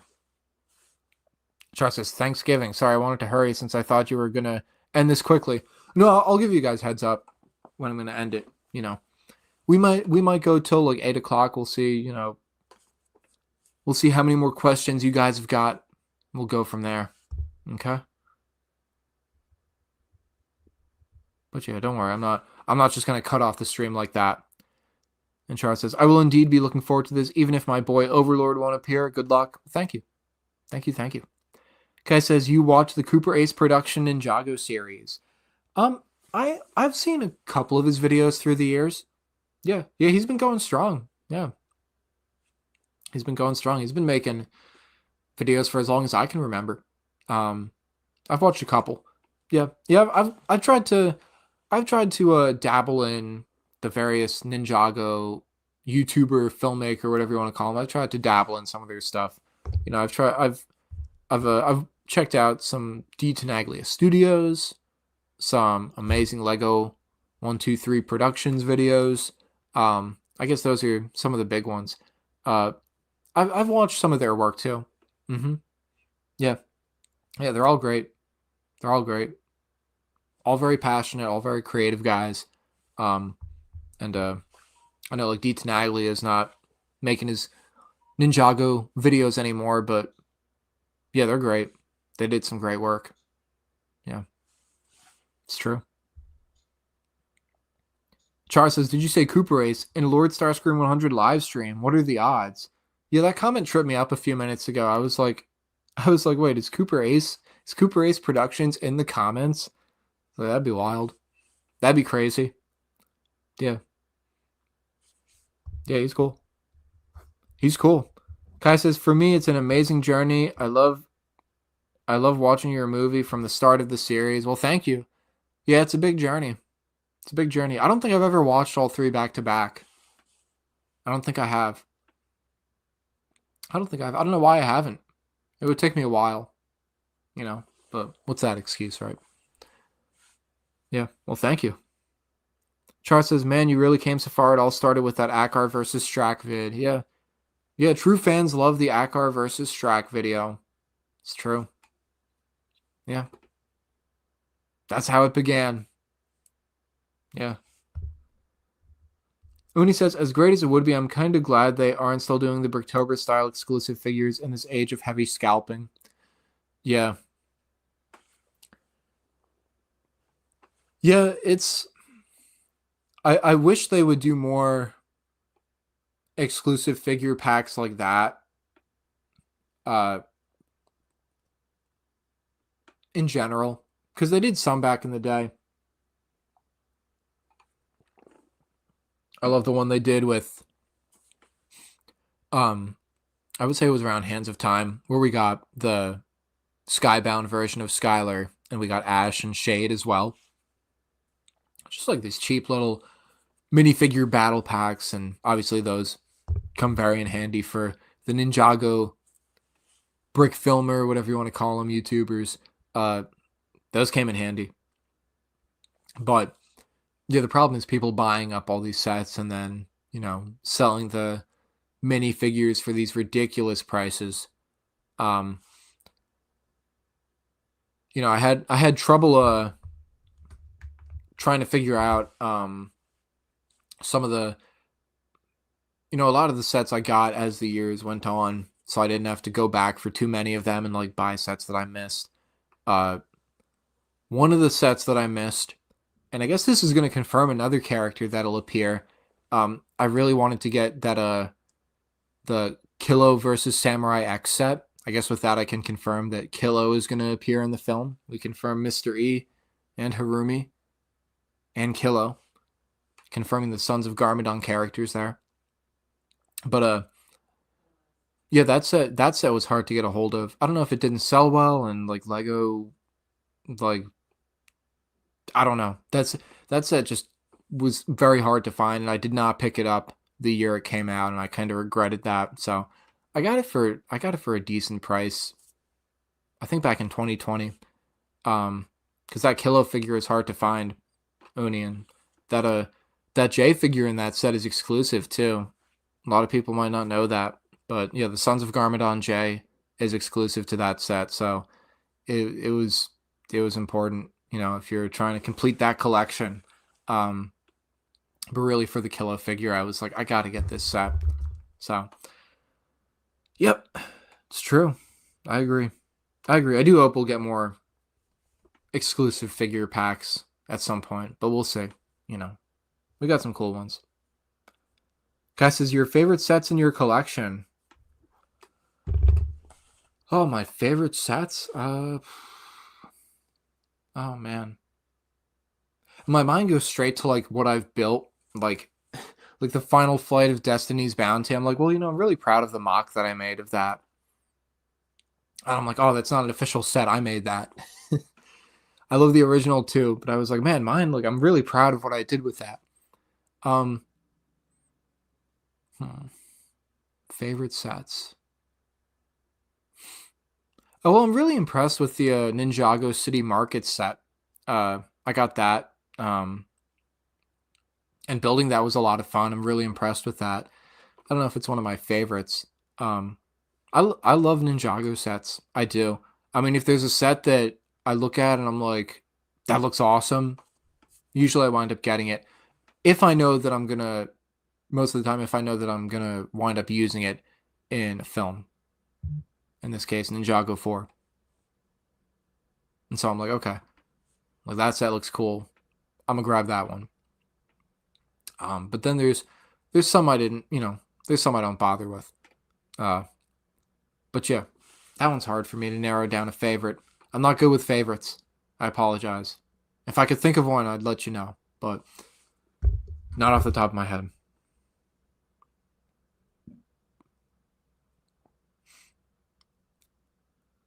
Kai says his favorite set is the car in Day of the Departed. Is that are you referring to the, what is it, the rock rotor that Cole uses, or are you referring to Zane's car? Because they both have vehicles. I own the rock rotor. I don't own Zane's, but Zane's is really cool. It is. It is. Both are great. I love the rock rotor. I love the suspension on it. That's a really cool feature. Char says, maybe if you still have the time, because I need to go to film school and still learn to do stop motion. I was thinking, inspired by your content, I was thinking on remaking the Lego Ninjago movie. Maybe it will be a trilogy, but that will take a while. I might also like to have you there. No, but maybe in the future. But if not, that won't matter. I'll still cherish what I have. Thank you, Goat. Thank you, Char. I appreciate it, man. Yeah. Yeah, all the power to you. Stop motion was never my strongest suit, obviously. That's why this film series is what it is. These live action scenes and whatnot. Stop motion was always a bit too frustrating to me. And it's funny, Bogle Block's pictures just came back into the chat. That was great timing, man. He took a bit of inspiration with some films that he's made. I encourage you guys check those out. He took some inspiration from me with the live action filming techniques, manipulating the minifigures just below the lens and whatnot. It's worked out for me. That's what this series is. So yeah, all the more power to you though. If you go into the stop motion route, but with me, I was like, I'm gonna go live action. Moving vehicles and whatnot will incorporate fishing wire. Call it lazy. I guess from my perspective, I'd call it creative. So,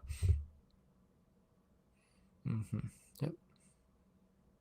Kai says, Moro Season 5 or Moro Dragons Rising? Moro Season 5. He doesn't really do much in Dragons Rising. It was nice to see him back, and he plays a really good role. But I would say Season 5. I mean, he's had a great journey throughout the whole series. Even Day of the Departed, is... Some people look at Day of the Departed and find it to be really lacking. I think it's a good special. I've always enjoyed it. I always had a soft spot for it. Yeah, I love Moro and Day of the Departed too, but yeah, definitely Season 5 Moro. He's the most fleshed out in that.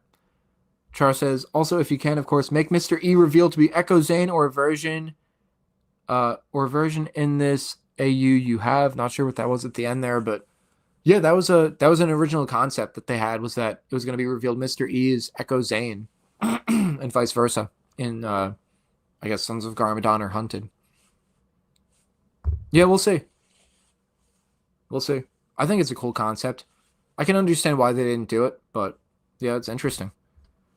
Kai says the big car with Sensei Yang and Chen. Oh, the Ultra Stealth Raider. Yeah. Yeah, I love the Ultra Stealth Raider. It might be in this film. We'll see. I love that. I think it's, Ninjago, especially with Ninjago Legacy, they tried to improve on a lot of the original sets that they were based on, and in some cases they really did.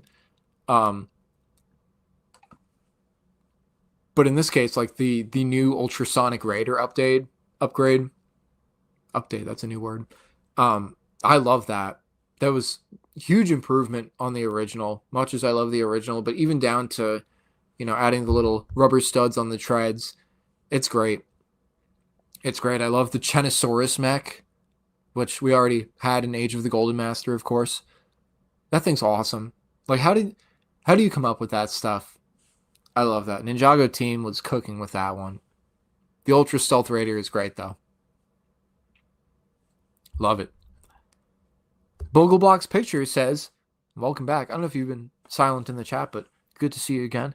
Do you think you'll update the ninjas' civilian outfits? I'm thinking I will.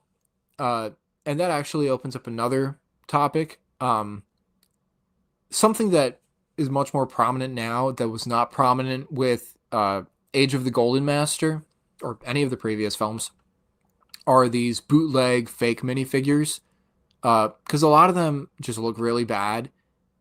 And I'm very intrigued by the ones that depict figures that have not been depicted in sets.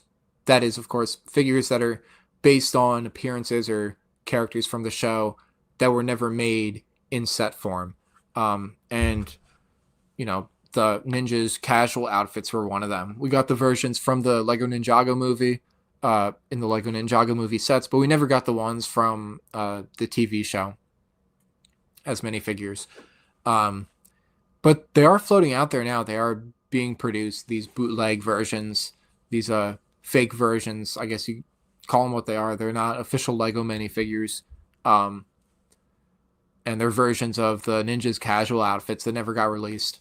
So, that being said, I am interested in it. That would mean using these fake minifigures, which is something that I'm a little apprehensive about. I'm willing to do it, but I will only do it where necessary. And this would be one of those circumstances. I do actually own those fake casual ninja outfit figures, and they're great.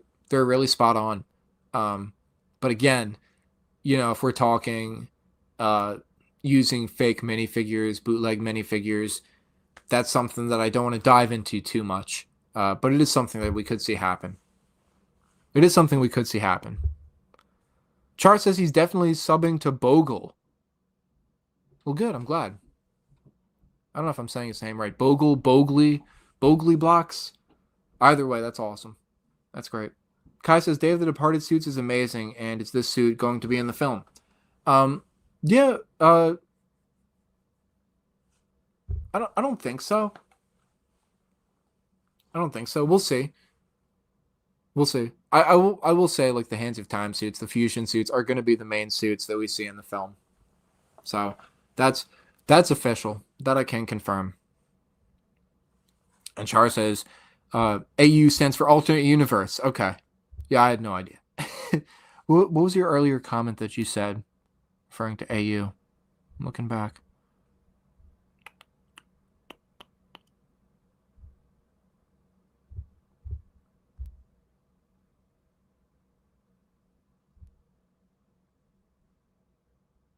I went too far up. Or version in this alternate universe. Okay. Yeah. Yeah, thanks for the clarification. Yeah, we'll see. We shall see. So we are coming up now on the 3-hour mark. We've been going for 3 hours. If we go for another 3, a little over that, that'll make this the longest LS100 live stream ever. I don't expect to get there. Not tonight. Ain't gonna happen. But at least for right now, we are about to hit the 3-hour mark. If we have not already, I think we're basically there. But again, you guys have been here asking questions about Ninjago, the Garmadon Legacy, the upcoming 4th installment in my live action Ninjago series by LordStarscream100. And it's been a lot of fun. And you guys can continue posting questions in the chat. But I am going to give a final call of sorts for questions. I feel like we're kind of winding down here. We'll go for another 10-15 minutes. You guys feel free to fire off your questions. and whatever's in the chat, I will answer. Okay? But again, thank you for being here, allowing me to speak with you and answer all these questions and stuff. And I hope I've shed a bit of light on the film. Obviously, there's going to be more to talk about, but at least for now, gave a bit of an introduction to the film and what's going on. So, thank you.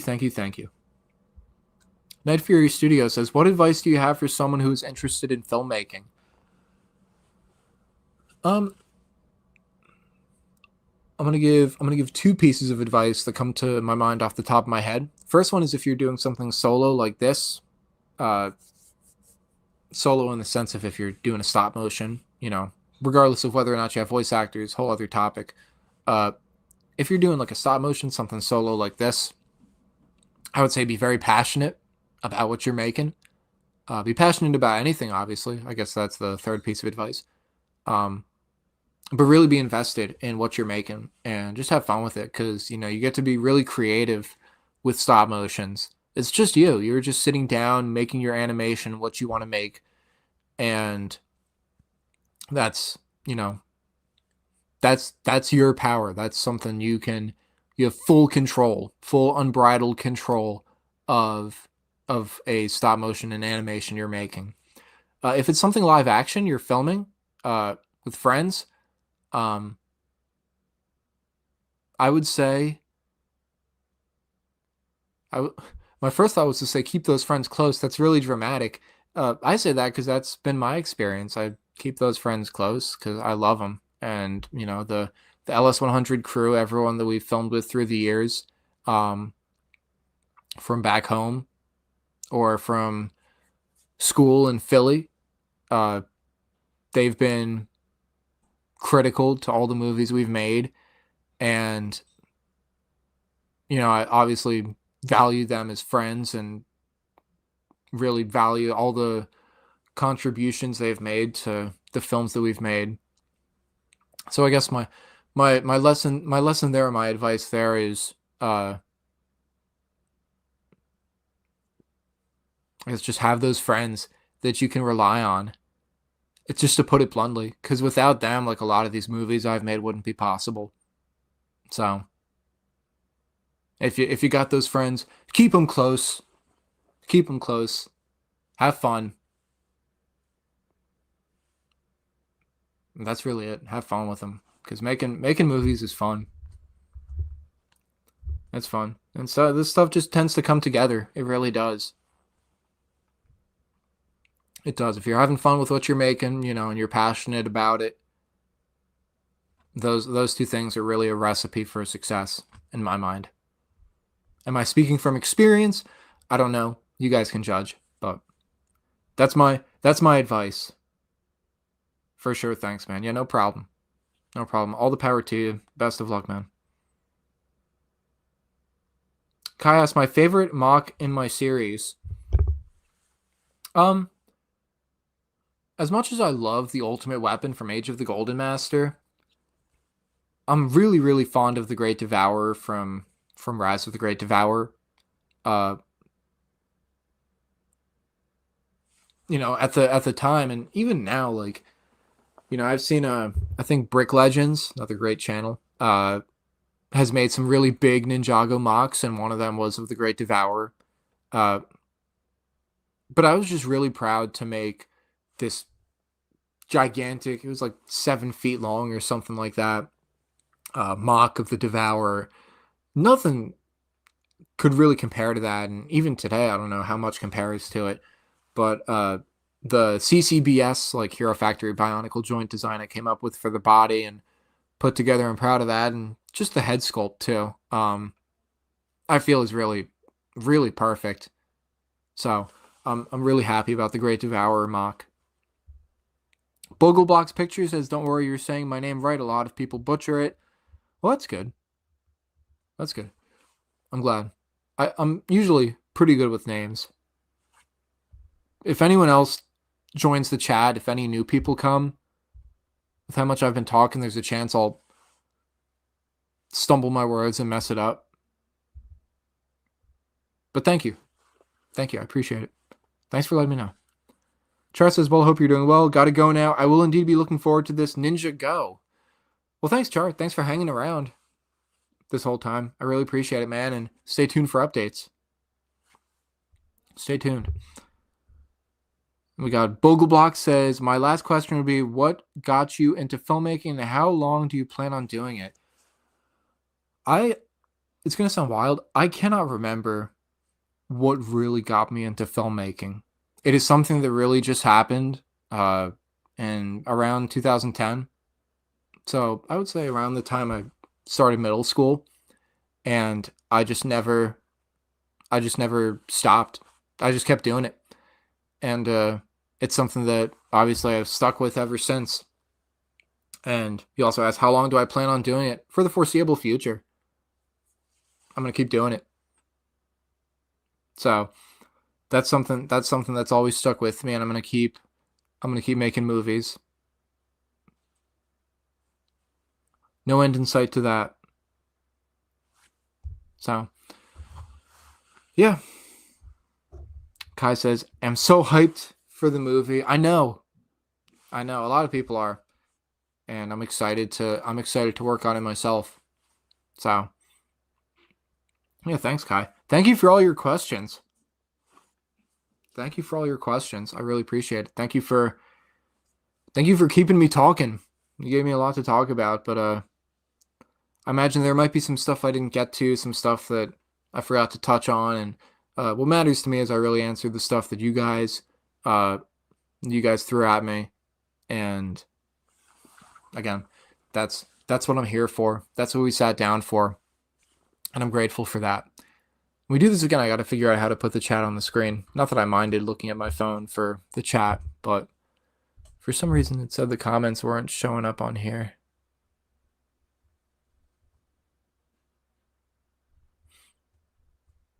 Yeah, it's saying I need to have a public stream to show the comments, but I mean, the stream's public, so I don't know.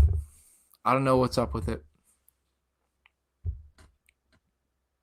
Kai's all done. He says he has no more questions for today. Well, again, I appreciate all your questions, and if we do this again, I'm sure you'll have even more, and that's okay. Yeah, I appreciate it, Kai. Thank you. Well, I guess we'll wrap this up now. If anyone else has any questions, I don't know how many people are watching. Doesn't look like we have many, but it's been a pleasure. If you're watching back or if you're listening now, it's been a pleasure. Thank you for giving me the opportunity to entertain you guys tonight and with our movies and with this movie too. It's really been super exciting getting to make this series, and it's an opportunity that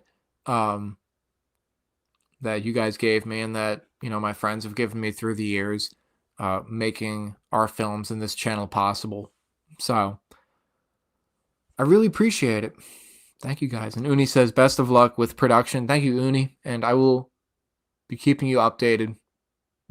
I will. I really appreciate it. And thanks for sticking by all these years. Thank you. Thank you again to the voice cast. If any of you guys are listening back or whatever, I've told you guys many times before, and I'll keep telling you again and again and again and again. This I will keep harassing you with. And that is, I am just eternally grateful for you guys being a part of this series. I mean, what would I do without you? It wouldn't be this. You know, this series would not be what it is. We'd have to go back to the Bionicle Universe days of typing the text on the screen and having characters speak that way. That we're not going back to. No, you guys brought this to life. Yeah, it's true. It's true. I look forward to whatever new voice actors we get on the cast with this film. You're joining the LS100 Ninjago family, which is big. It's a big thing. It's an important role. And we're excited to expand that family however we can. So this is going to be the last call, guys. If you have any more questions you want to throw at me, I'm here. My voice is barely functioning. I I was going to say I'm going to collapse after this, but no, I got to go back to working on Ninjago 4. No, it's okay. It's okay. It's all good. But like I said, the script is virtually done. I'm just tidying it up. I'm just reading through and uh I guess just enjoying what I've written, because this has been a big passion project for years, and just getting to sit back and read the script. And I'm at the point now where I want to say the first half of the script I'm able to read through, like all the way through, and just be like, minor adjustments here and there. I'm like, yeah, this is spot on. Like, this is exactly what I want. And then the second half is where I'm still doing a bit of work with some of the dialogue and whatnot. But all in all, like, it's come together. It's come together. That script has been in the oven for a few years now. And we've come up to temperature on it. It's looking good.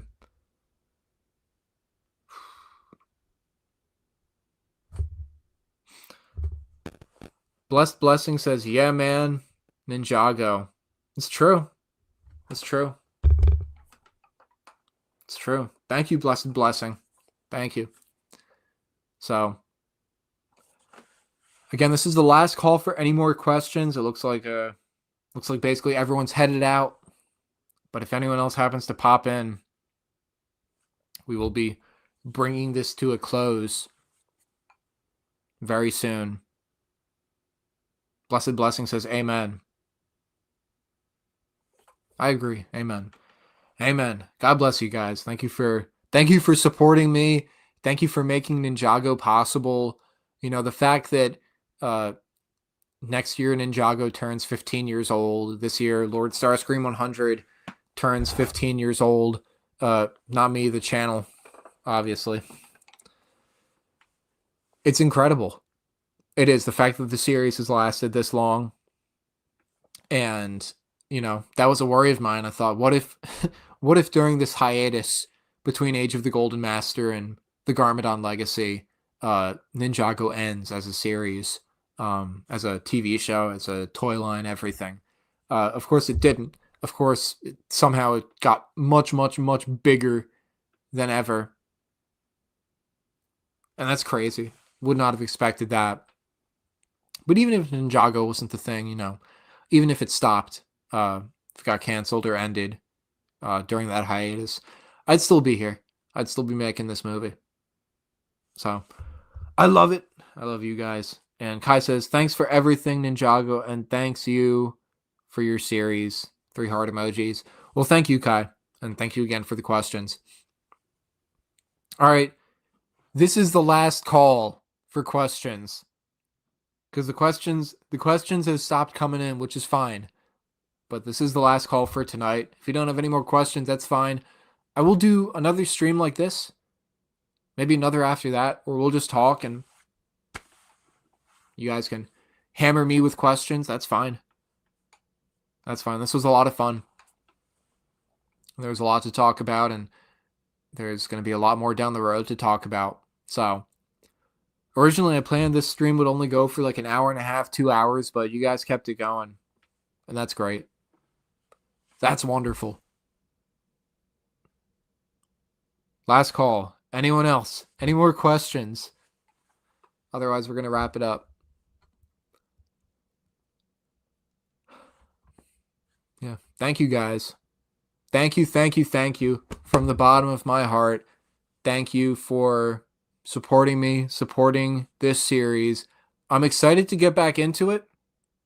We're going to jump into 2026 with a new LordStarscream100 Ninjago movie in the works. Who would ever believe that? Who could ever believe that? Kai asked, Skylar suits in the movie?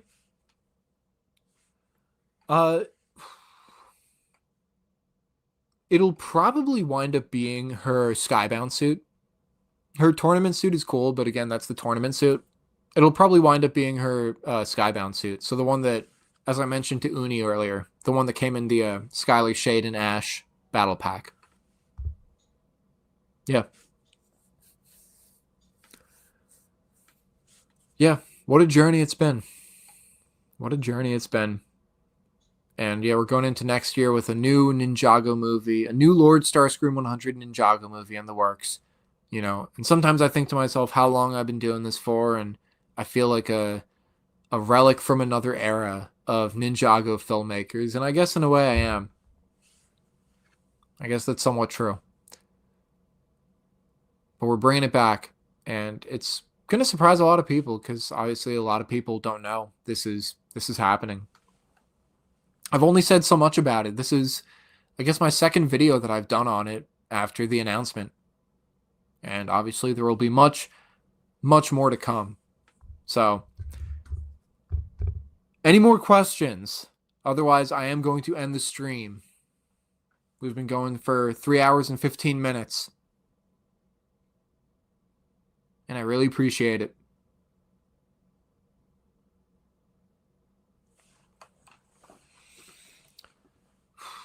What a ride it's been. It's true. It's true. Guys, I am going to bring it to a close now. I'm going to end the stream. We are going to end the stream. And thank you again for watching.